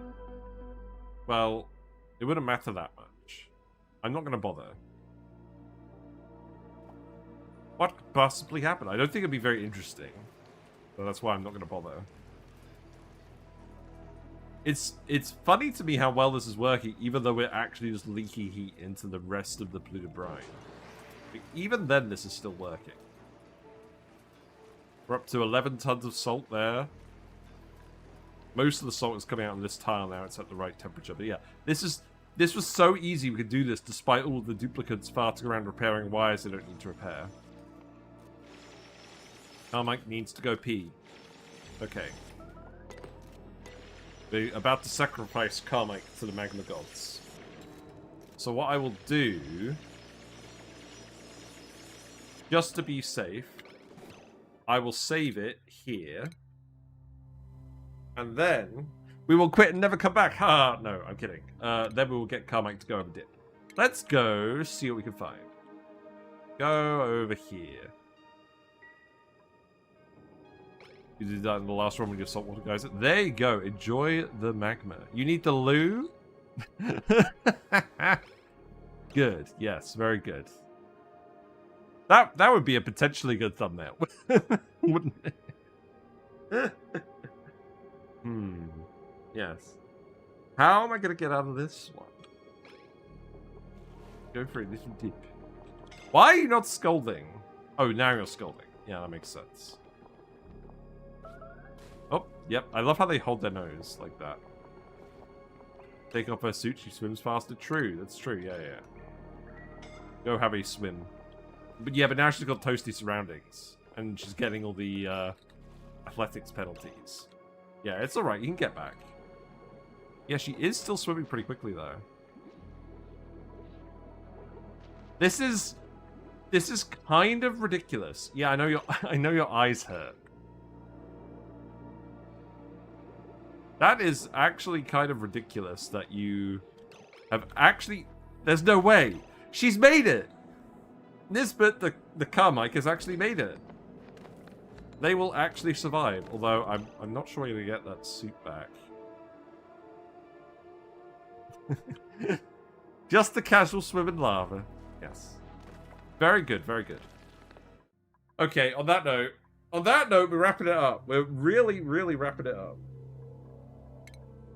I think we will do the polluted brine vent, but the maybe I'll make a little clip out of the lava swimming. That is fun. The fish have all been waiting patiently for me to finish as well. Make it make sense. Yeah, the suit melted. Yeah, that is fun. Oh my god. But yeah, that is my test run of the Aquatic Planet Pack. Overall, I enjoyed it a lot. I think the floor of accessing all the stuff is pretty low, which is good. It's very easy to explore all the content in this pack. I don't think the ceiling is quite as high as the Prehistoric Planet Pack. There's some powerful stuff in this DLC, but nothing that quite breaks the game like Resin Boiling. But very worthwhile to purchase. Would highly recommend. Gets you thinking about the game a lot differently than normal. There's definitely a lot of different ways to design bases now that make more sense than they previously did. And I think that's mostly because of the gameplay update rather than the DLC mechanics specifically, but that's all fine. Yeah, if you like what you've seen, feel free to follow me on Twitch or subscribe on YouTube to get notifications when I go live. There is also the Discord where we post about video games. If you have any questions, feel free to ask me there, and someone, perhaps even myself, will ask about it. We will be back next week.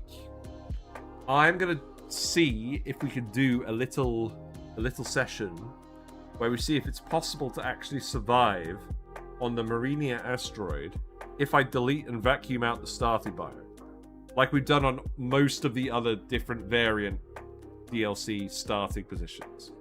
We'll do that.